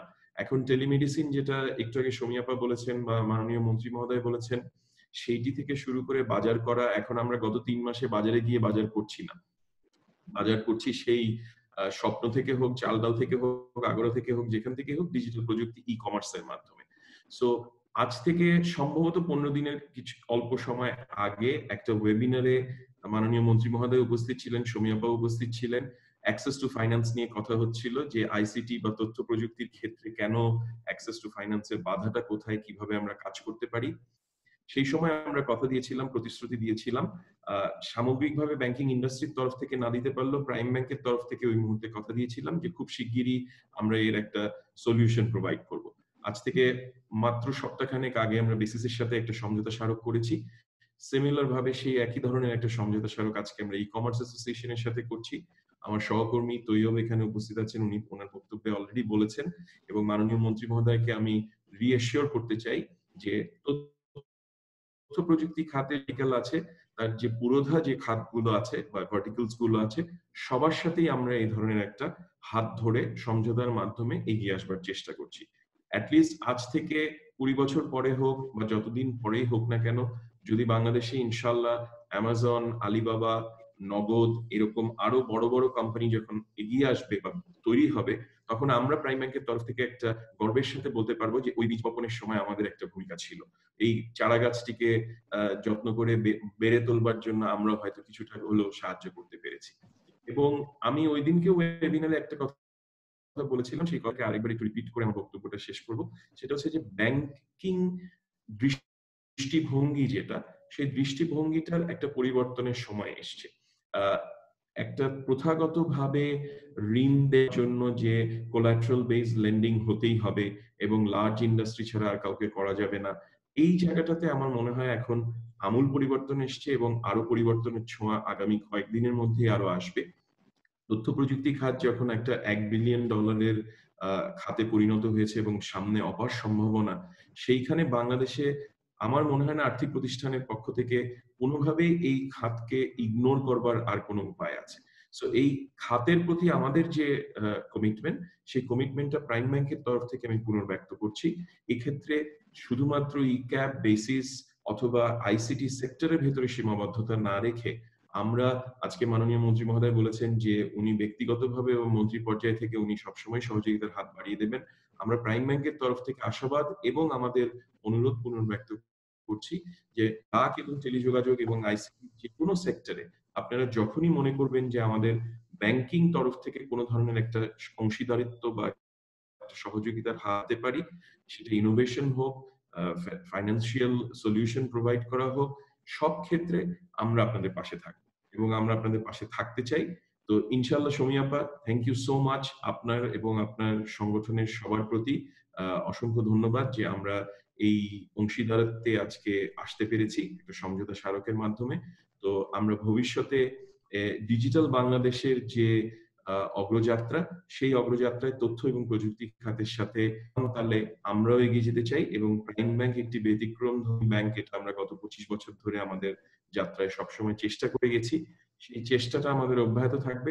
আমাদের সম্মানিত পরিচালনা পর্ষদ থেকে শুরু করে আমাদের প্রাইম ব্যাংকের পরিবারের সকল সদস্য এই ডিজিটাল বাংলাদেশ এবং ডিজিটাল প্রযুক্তির সর্বোচ্চ ব্যবহার এবং তথ্য প্রযুক্তি খাতের সাথে একসাথে অংশীদারত্বের সাথে কাজ করবার জন্য আমরা সবসময় আছি।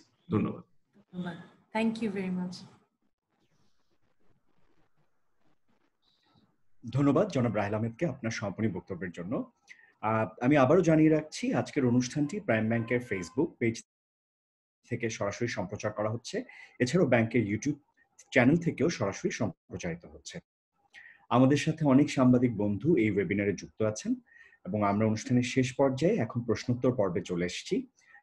আমার কাছে বেশ এসে পৌঁছেছে, আমি নাম উল্লেখ করে কিছু প্রশ্ন জিজ্ঞেস করব। কিছু প্রশ্ন আছে আমার কাছে সরাসরি জানতে চাওয়া হয়েছে, আমি ওভাবেই জানতে চাইবো। আমাদের কাছে প্রথম প্রশ্নটি এসেছে প্রথম আলো থেকে, জনাব কাজী আলিম বলেছেন শমিকা স্যার আপনার উদ্দেশ্যে এবং মাননীয় মন্ত্রী মহোদয়ের উদ্দেশ্যে, করোনা ভাইরাসের ই কমার্স খাতে ক্ষতি মাসিক 666 কোটি টাকা। বর্তমানে 10 থেকে 15% প্রতিষ্ঠান করোনা ভাইরাস সময় সেবা প্রদান করছে এবং 85% প্রতিষ্ঠান প্রায় বন্ধ আছে। এটাই যদি কারেন্ট রিয়ালিটি হয় তাহলে এই সেক্টর কিভাবে এটা ওভারকাম করবে এবং আমাদের সরকারের তরফ থেকে কি ধরনের ব্যবস্থা এই ই কমার্স খাতকে পুনরুজ্জীবিত করার জন্য নেওয়া পরিকল্পনা আছে?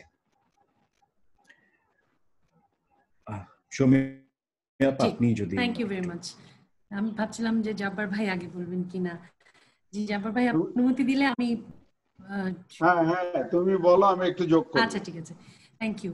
এখানে আমরা মাসে এখানে আমাদের 85, এটা কিন্তু একটা হিউজ মার্কেট এবং এখানে আমাদের আপনি যেটা বলছিলেন যে কিভাবে তারা গেট ব্যাক করবে প্রত্যেক মাসে, যদি অ্যাপ্রক্সিমেট আমরা একটা অ্যাজাম্পশনস ফিগার ওয়ার্কআউট করেছি এবং সেই ফিগারটা হয়েছে এখানে আমাদের ফাইন্যান্স ডিরেক্টর আছেন, তাদের যে ফিক্স ওভারহেড কস্ট থাকে এবং আপনি জানেন যে অনেক কোম্পানি তারা ই কমার্সের ব্যবসাটা আসলে শুরু হয়, যে মৌসুমটা থাকে এটা ফেব্রুয়ারি থেকে শুরু হয় এবং ফেব্রুয়ারি মার্চ থেকেই কিন্তু এই পুরো লকডাউনটা গেছে। অনেকের ইনভেন্টরি আছে, ইনভেন্টরিতে আগে থেকে অর্ডার নেওয়া আছে এবং সবকিছু মিলিয়ে এই একটা ফিগার আমরা সবার সাথে কথা বলে আমরা দেখছি প্রায় 600 থেকে 666 কোটি টাকার মতো ক্ষতিপূরণ। এখন আপনি বলছিলেন, যিনি আমাদের সাংবাদিক ভাই প্রশ্ন করেছেন যে কিভাবে গেট ব্যাক করবে, এইখানে কিন্তু বেশিরভাগই স্মল মিডিয়াম এন্টারপ্রাইজ। আমি একটু আগেই বলেছি যে কারো 10 লাখ, কারো 15 লাখ, কারো 20 লাখ, কারো 25 লাখ, কারো 40 লাখ, কারো 50 লাখ।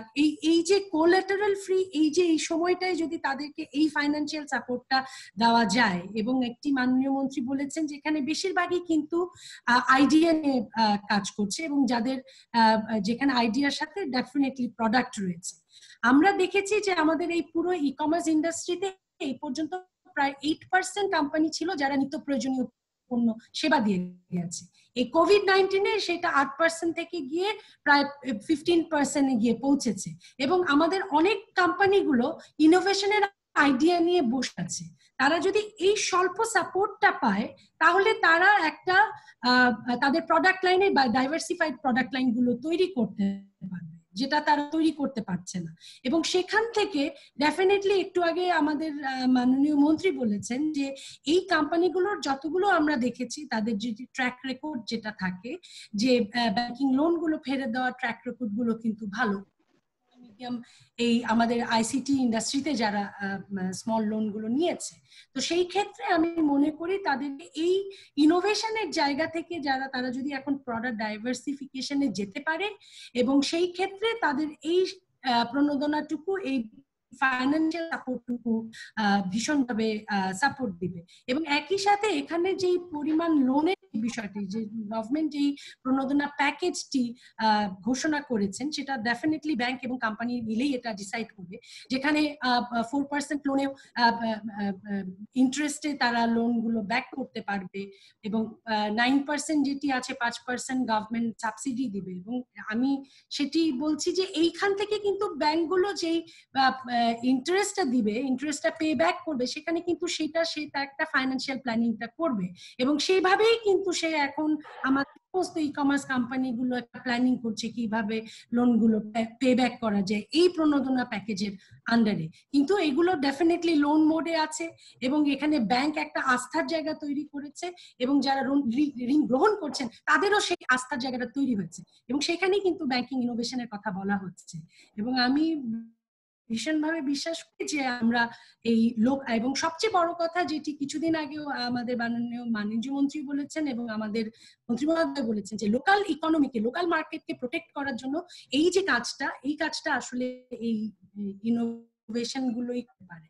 আমি মনে করি যে আমাদের এই লোনগুলোর মাধ্যমে আমাদের কোম্পানিগুলো ক্ষয়ক্ষতিগুলো হয়তো রাতারাতি 3 মাসে 4 মাসেই কাটিয়ে উঠতে পারবে না, ডেফিনেটলি একটা সময়ের মধ্যে তারা কাটিয়ে উঠতে পারবে। ধন্যবাদ। জি মাননীয় মন্ত্রী। ওকে, প্রশ্নটার ক্ষেত্রে আমি সমীর সাথে একটু যোগ করে দেই। নিঃসন্দেহে এটি কেবলমাত্র ই কমার্স নয়, বাংলাদেশের পুরো জনগোষ্ঠীর জন্য এই সংকটটা বিরাজ করে।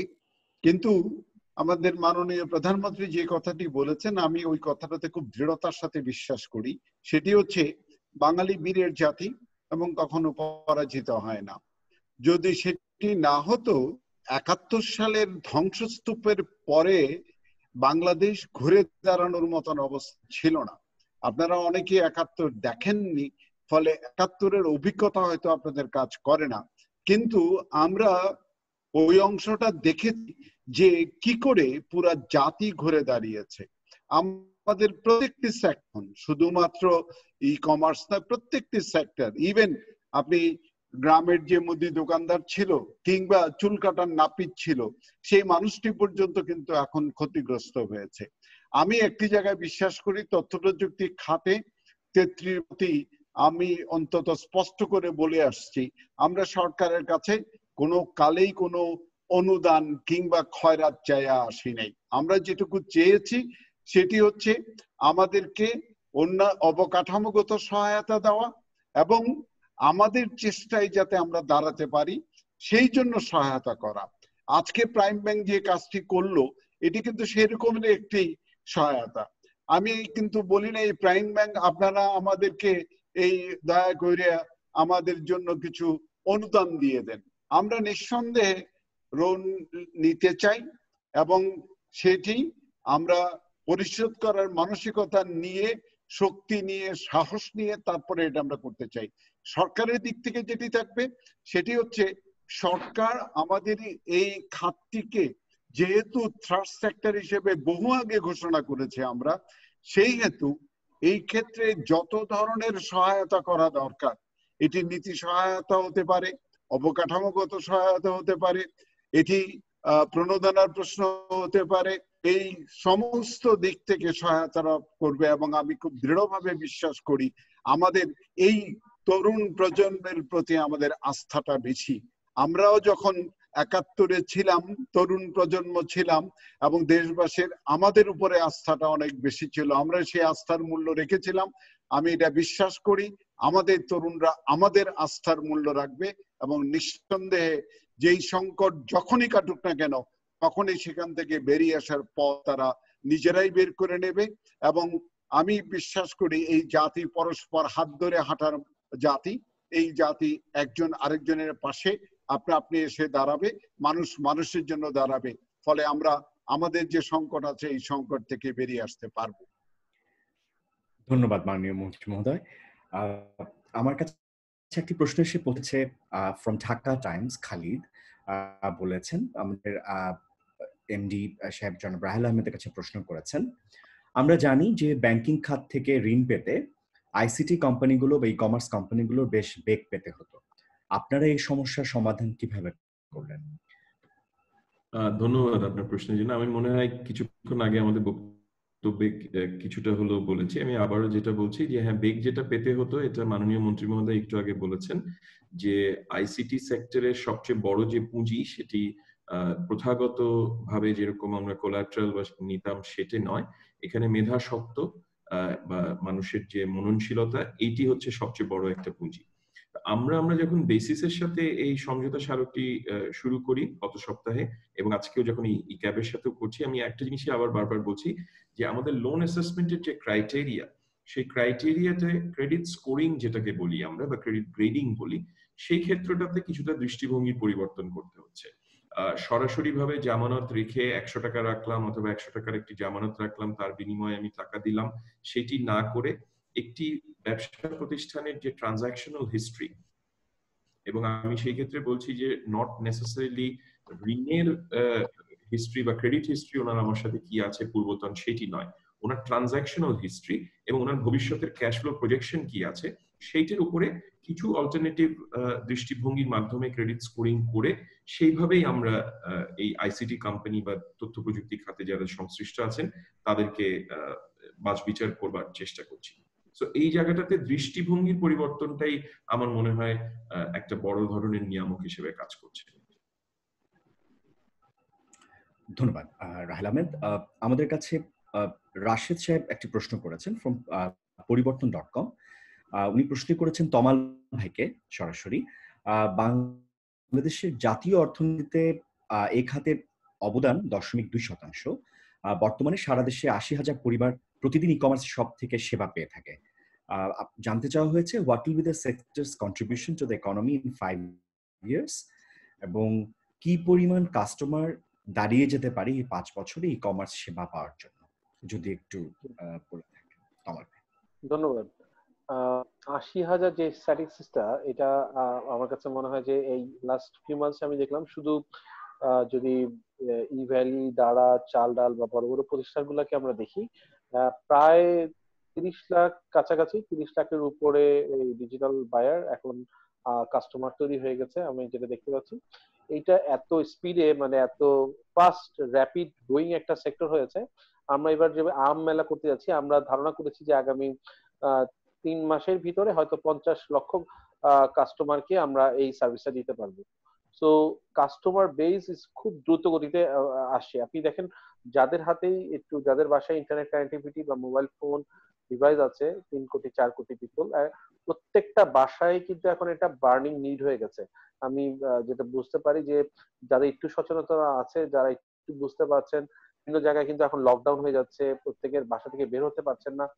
তো এই সংখ্যাটা অতি দ্রুত মানে স্প্রেড আউট হয়ে যাচ্ছে। তো এটা খুব ধারণা করা ভুল হবে না যদি আগামী 5 বছরের ভিতরে এই সংখ্যাটা 5 কোটি ছাড়িয়ে যায়, তাতেও মানে আমরা, মানে আমার কাছে মনে হয় যে এটা সম্ভাবনা খুব উজ্জ্বল সম্ভাবনা রয়েছে। আর মানুষ একটা কালচারের মধ্যে চলে আসে, একটা প্র্যাকটিসের মধ্যে চলে আসে, যে প্র্যাকটিসটা আগে ছিল না। একটা ট্রাস্টের জায়গাও কিন্তু এখন মানুষজন, আগে প্রোডাক্টটা পেলে প্রোডাক্টটা পাবে কিনা সেটার ভয়ও কাজ করতো, ফিয়ার কাজ করতো। এখন যেহেতু এটা ম্যান্ডেটরি হয়ে গেছে, এটা ছাড়া কোনো অপশন নাই, মানুষজন পেয়ে অভ্যস্ত হয়ে যাচ্ছে, তখন যারা অভ্যস্ত হয়ে যাচ্ছে তারা কিন্তু আবার রিপিটেডলি তারা অর্ডার প্রসেস বাড়ছে। তো আমাদের কাছে মনে হচ্ছে যে এই গ্রোথটা খুব দ্রুত, মানে খুব দ্রুত রেজ করবে, এবং যেটা 0.2% বলা হয়েছে, I don't know, maybe in a very short while. আমি বলছিলাম যে শুধু 1 বছরেই প্রায় 5 লক্ষ কর্মসংস্থানই তৈরি হবে এই সেক্টরের মধ্যে। সো এটা আপনারা এখন চিন্তা করে একটু স্ট্যাটিস্টিক্স করে বের করতে হবে যে আসলে কত পার্সেন্ট আমরা রেভিনিউতে কন্ট্রিবিউট জিডিপিতে কন্ট্রিবিউট করতে পারবো এই সেক্টর থেকে। তো আমার ধারণা এই সেক্টর মানে উইদিন 5 মানে without having any doubt it will be the largest sector এবং it will contribute in the GDP মানে আমার মনে হচ্ছে যে সবচেয়ে বেশি কন্ট্রিবিউট করতে পারবে within next 5 years। ধন্যবাদ তমর ভাই। আমাদের সাথে উপস্থিত আছেন ব্যাংকের এমএসএমই বিভাগের প্রধান জনাব তৈয়ব। ওনার কাছে একটি সরাসরি প্রশ্ন এসছে ই কমার্স খাতের, এটা আমরা আগেও কভার করেছি, তারপরে একটু বলার জন্য বলবো। ঢাকা টাইমস থেকে এসছে, ই কমার্স খাতের বাংলাদেশের প্রথম জামানতবিহীন ঋণ চালু করলো প্রাইম ব্যাংক। এই ঋণের সুবিধা বা বিশেষত্ব কি, বা লোনের সর্বনিম্ন এবং সর্বোচ্চ লিমিট কত?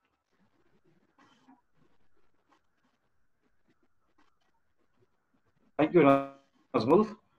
এই প্রশ্নটা অবশ্য আমরা আমাদের প্রেজেন্টেশনে, আমাদের যখন স্পিচ ছিল সেখানে কভার করেছি। তারপর আবার একটু বলি যে আমরা সর্বোচ্চ 50 লক্ষ টাকা পর্যন্ত লোন দিব, আর সর্বনিম্ন আসলে কোনো লিমিট আমাদের নেই।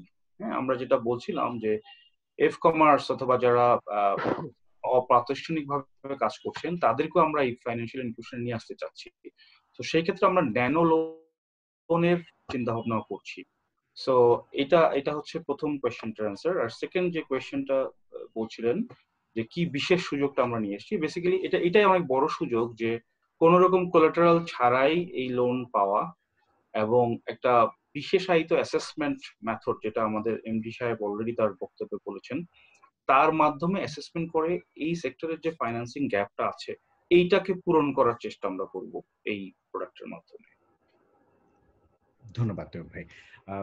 মাননীয় মন্ত্রী মহোদয়ের কাছে প্রশ্ন করেছেন সুকুমল দত্ত, ইত্তেফাক থেকে প্রশ্ন করেছেন, ই কমার্স এবং আইসিটি খাতে আগামীতে আর কি ধরনের সম্ভাবনা দেখছেন?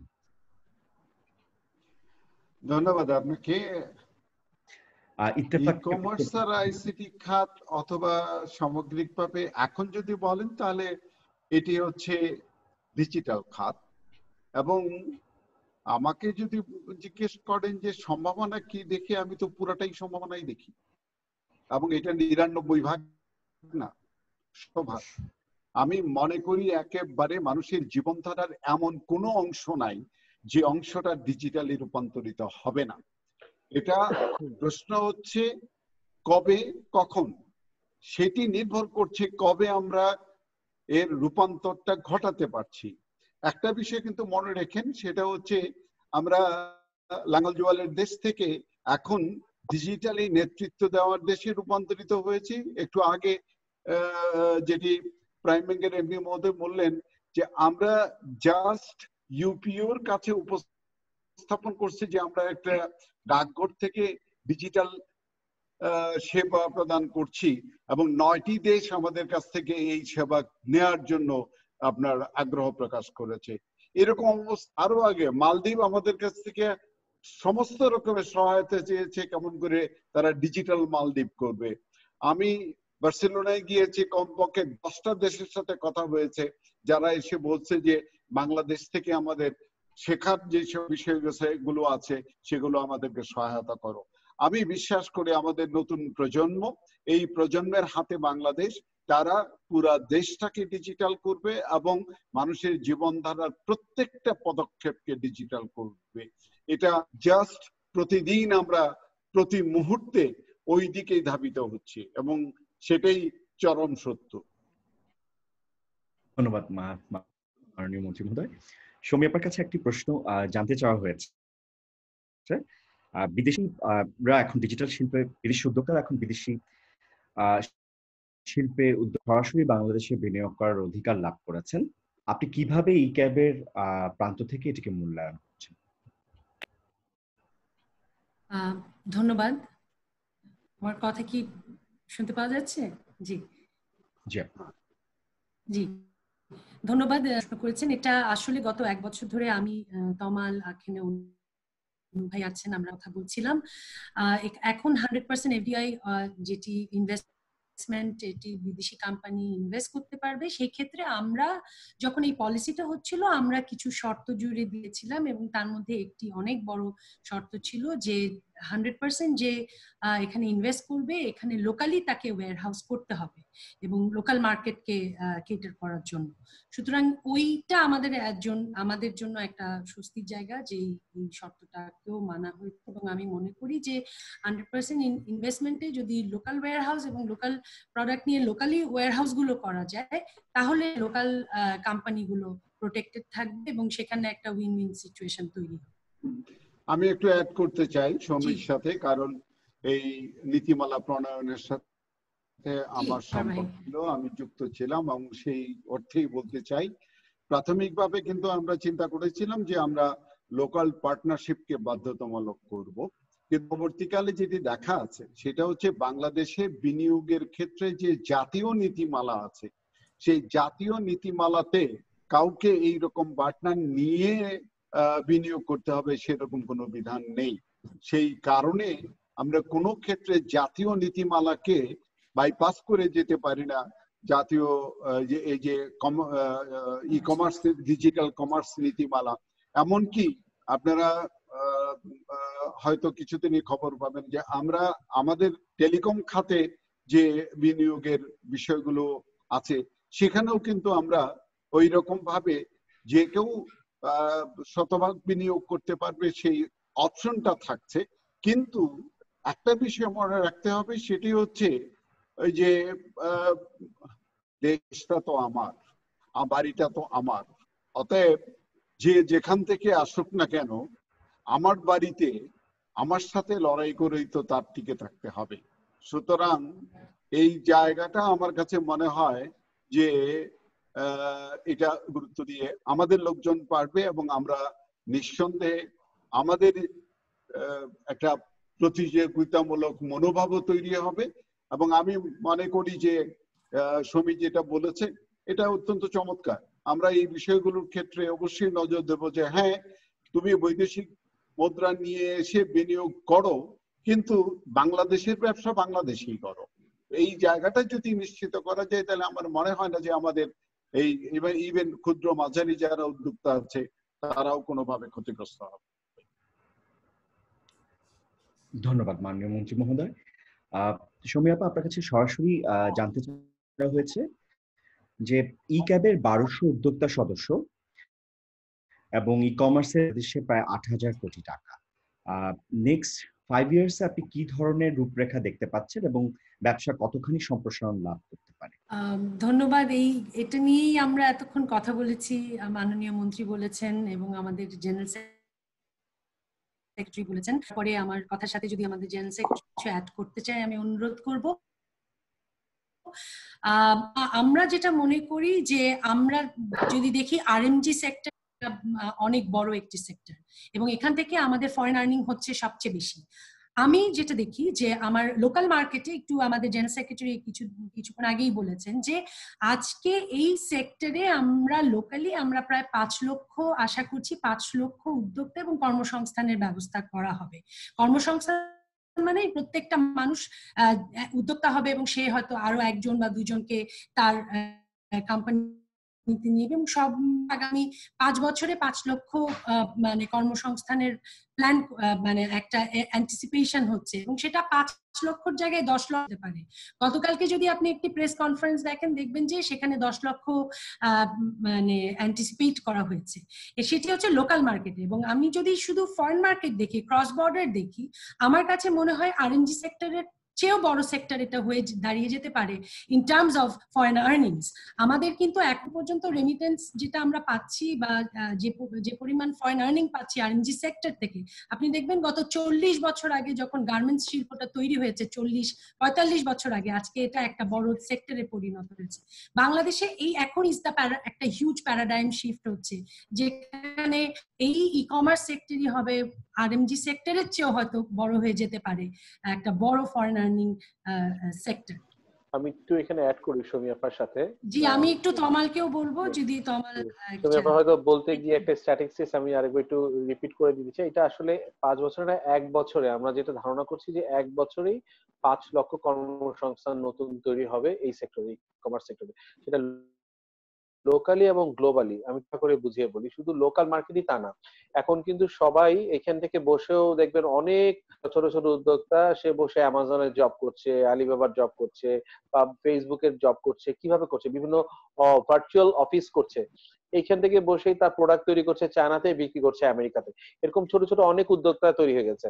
আর এই প্যান্ডেমিক সিচুয়েশন হওয়ার ফলে এখন আমাদের যে ওভারঅল ইকোসিস্টেম, শুধু আগে একটা ধারণা ছিল যে ঘরে বসে থেকে হয়তো অফিস করা যায় না, অফিসের জন্য একটা অফিস স্পেস থাকে, অফিসে গিয়ে অফিস করতে হবে, না, এই ব্যারিয়ারটা কিন্তু পুরোপুরি ভাবে ভেঙে যাচ্ছে। আমাদের এখন ঘরে বসেই ব্যবসা হচ্ছে, সেটা সেটা এখানে বসেই করুক আর আমেরিকাতে একজন আমেরিকান বসেই করুক না কেন, ইট ডাজন্ট ম্যাটার।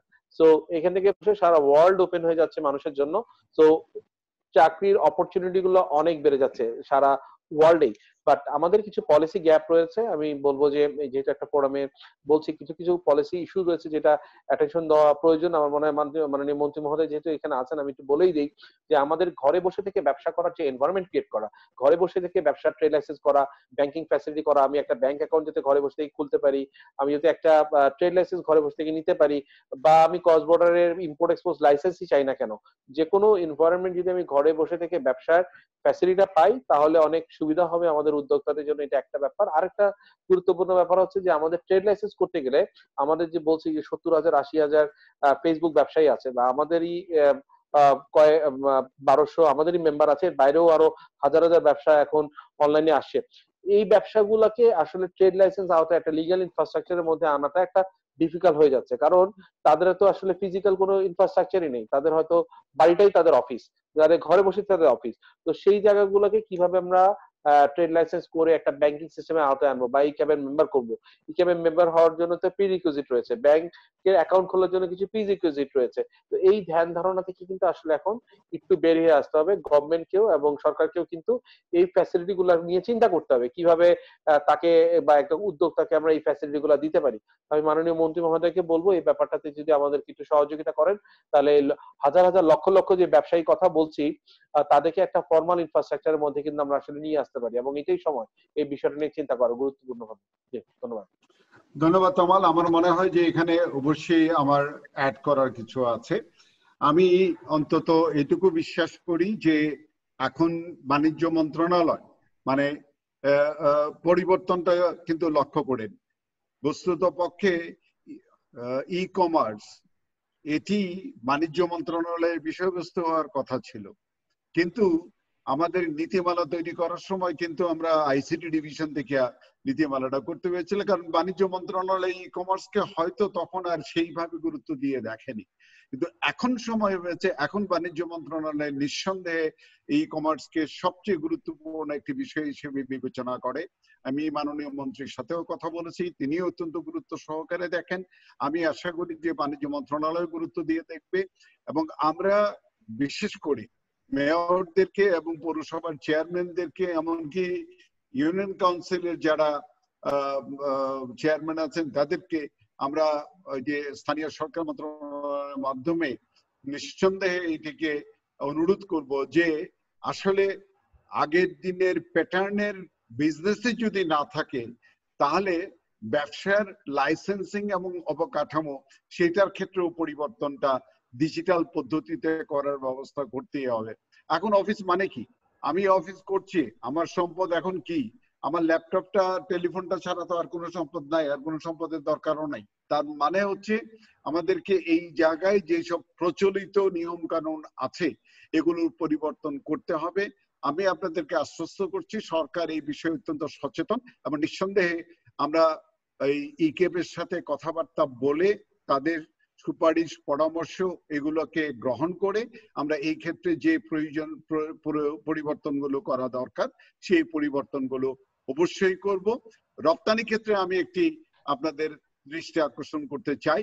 আপনারা যারা সাংবাদিক বৃন্দ আছেন আপনারা কিন্তু মনে রাখেন সারা পৃথিবীতে 1.25 কোটি বাংলাদেশি বসবাস করে। তারা নানা কাজে নানা ভাবে এই বিভিন্ন পেশার সাথে যুক্ত থাকে, কিন্তু তাদেরকে যদি জিজ্ঞেস করেন তাহলে ওরা কিন্তু বাংলাদেশ থেকে কেবল আম না গামছা সুদ্ধা নেওয়ার জন্য চেষ্টা করে। অতএব আমাদের এই যে বাংলাদেশি পণ্য রপ্তানিরও একটা বিশাল সম্ভাবনা, ইভেন শুধুমাত্র বাংলাদেশি কমিউনিটির মধ্যেও একটা বড় সম্ভাবনা আছে, প্লাস সারা পৃথিবীকে বাংলাদেশের পণ্য দিয়ে বাজারে পরিণত করার একটি সম্ভাবনা আছে। এবং আমি আশা করি ই-ক্যাব পুরো বিষয়টাকে অত্যন্ত যুক্তিসঙ্গত ভাবে নীতিমালা প্রণয়ন করে এই ক্ষেত্রে যে মার্কেটিং করা দরকার সেইটার ক্ষেত্রে এগিয়ে আসবে। সরকারের দিক থেকে নিঃসন্দেহে সহযোগিতা করা হবে। ধন্যবাদ মন্ত্রী মহোদয়।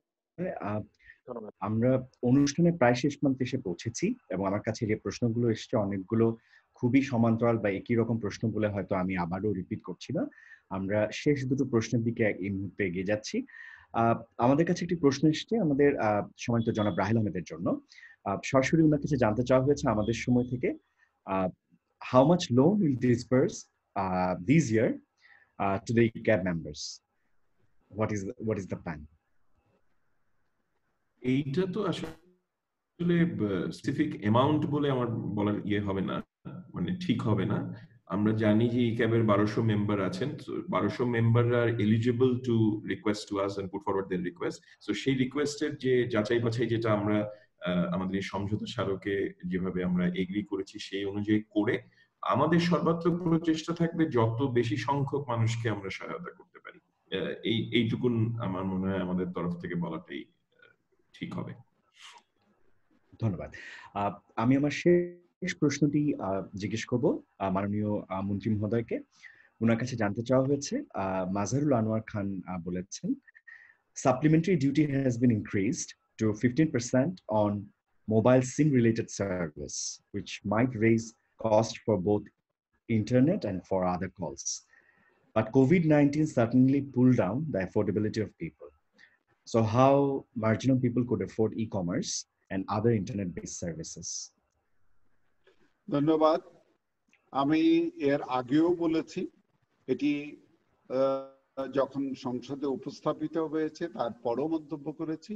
সেটি হচ্ছে, আমি অবশ্যই মনে করি যে আজকের দিনে আমাদের টেলিকম খাত, যেটি সিম বেসড হোক অথবা ইন্টারনেট হোক, এই ক্ষেত্রে আমাদের মূল্য বৃদ্ধিটা মোটেই সমাধান নয়। এবং সেই ক্ষেত্রে আমি মাননীয় অর্থমন্ত্রীর কাছে অনানুষ্ঠানিক পত্র পাঠিয়েছি অন্তত দুটো বিষয় বিবেচনা করার জন্য।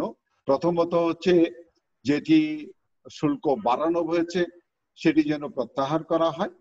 আরো একটি বিষয়ে আমি দৃষ্টি আকর্ষণ করেছি মাননীয় মন্ত্রী মহোদয়ের, সেটি আমাদের কাছে বেসরকারি বিশ্ববিদ্যালয়ের একটা সমিতি আছে, তারা অনুরোধ করেছে। আমাদের শিক্ষামন্ত্রী এই কথাটি বলেছেন, যেটি হচ্ছে যে আমাদের ছাত্রছাত্রীদের জন্য এখনকার যে পরিস্থিতি, সেই পরিস্থিতিতে ইন্টারনেট ব্যবহার করাটা ভাত খাওয়ার মতন একটা বিষয়। সুতরাং এই সময়ে একে সহজলভ্য করার জন্য ছাত্রছাত্রীরা যে ইন্টারনেট ব্যবহার করবে তার উপর থেকে যেন শুল্ক, কর ইত্যাদি প্রত্যাহার করা হয় এবং তাদের ঘরে বসে লেখাপড়া করার সুযোগটা এটিকে যেন তৈরি করা হয়। আমাদের পক্ষ থেকে আমরা অনুরোধ করেছি এবং আমি আশা করি যে আমাদের সংসদ সদস্যদের অনেকেই এই অনুরোধটা করবেন, মন্ত্রীদের মধ্যে অনেকে অনুরোধটা করবেন। আমি কামনা করব যে মাননীয় অর্থমন্ত্রী সামগ্রিক পরিস্থিতি বিবেচনা করে এই বর্ধিত শুল্ক প্রত্যাহার করবেন এবং বিশেষ করে শিক্ষার্থীরা যাতে স্বল্প মূল্যে বা বিনামূল্যে ইন্টারনেট পেতে পারে তার জন্য প্রয়োজনীয় ব্যবস্থা গ্রহণ করার জন্য আমরা অনুরোধ করেছি। আমি আনুষ্ঠানিক পত্র আজকেই পাঠিয়েছি। আমি আশা করি যে মাননীয় মন্ত্রী এটি বিবেচনা করবেন। ধন্যবাদ মাননীয় মন্ত্রী মহোদয়। আপনারা সবাই জানেন আমরা আজকে এখানে একটি ভার্চুয়াল সংবাদ সম্মেলনের মাধ্যমে অ্যালায়েন্স ঘোষণা করেছি এবং করোনা ভাইরাস পরিস্থিতিতে নিরাপদ সামাজিক দূরত্ব মেনে চলার জন্যই আমরা এই অনুষ্ঠানটি আয়োজন করেছি ভার্চুয়াল মিডিয়ার সাহায্যে এবং আমাদের সাথে সাংবাদিক ভাই ও বোনরা যুক্ত ছিলেন। আমরা চেষ্টা করেছি সব বক্তব্যগুলো রাখার জন্য, আমরা যেভাবে অ্যালায়েন্সটি সূচনা করেছি এবং সেই সাথে আরো আজকে এখানেই আমরা এই অনুষ্ঠানটি শেষ করব। আমাদের উদ্দেশ্যে সমাপনী বক্তব্যের জন্য আমি জনাব রাহেল আহমেদকে সবার উদ্দেশ্যে কিছু বলে তার ভোট অফ থ্যাঙ্কস এর মাধ্যমে অনুষ্ঠানটি শেষ করার জন্য অনুরোধ জানাচ্ছি। ধন্যবাদ নাজমুল। আমরা শেষ প্রান্তে আছি। আবারও আমাদের আজকের অনুষ্ঠানের প্রধান অতিথি মাননীয় মন্ত্রী মহোদয়, আপনাকে আমাদের অসংখ্য ধন্যবাদ, কৃতজ্ঞতা চিত্তে স্মরণ করবো আপনাকে আজকের এই অনুষ্ঠানের শুরু থেকে শেষ পর্যন্ত আমাদের সাথে থাকবার জন্য। ইক্যাবের সভাপতি শমী আপা, জেনারেল সেক্রেটারি তমল ভাই এবং ইক্যাবের অন্যান্য যারা নেপথ্যে থেকে কাজ করছেন, অনু ভাই থেকে শুরু করে অন্য যারা আছেন, সবাইকে আমাদের কৃতজ্ঞতা। প্রাইম ব্যাংকের পরিবারের সকল সদস্যদেরকে, স্পেশালি ওমর তৈয়াব আমাদের এসএমই সহকর্মী এবং ওনার যারা সহযোগীরা ছিলেন তাদের সবাইকে, এবং আশা রাখি যে আমরা তথ্য প্রযুক্তি খাতের সহায়তার জন্য এই যে গত দিন দশেক ধরে আমরা যে দুটো আজকে নিয়ে সমঝোতা স্মারক করলাম, সেটি in action আমরা we will prove it will not only remain in words, and this commitment will remain there forever ইনশাআল্লাহ। এবং বাংলাদেশের তথ্য প্রযুক্তির সাথে সাথে বাংলাদেশের সাথে সাথে প্রাইম ব্যাংকের যে 25 বছরের পথ চলা সেটি আরো সমৃদ্ধ হবে। ধন্যবাদ আপনাদের সবাইকে। ধন্যবাদ। ধন্যবাদ। থ্যাংক ইউ সবাইকে ধন্যবাদ। Thank you sir. সবাইকে ধন্যবাদ। আসসালামু আলাইকুম স্যার, ভালো থাকবেন। ধন্যবাদ সবাইকে। Thank you so much. ইনশাআল্লাহ। Thank you. তমল ভাই ধন্যবাদ। So we will be in touch, আরো প্ল্যানিং করতে হবে। Please do.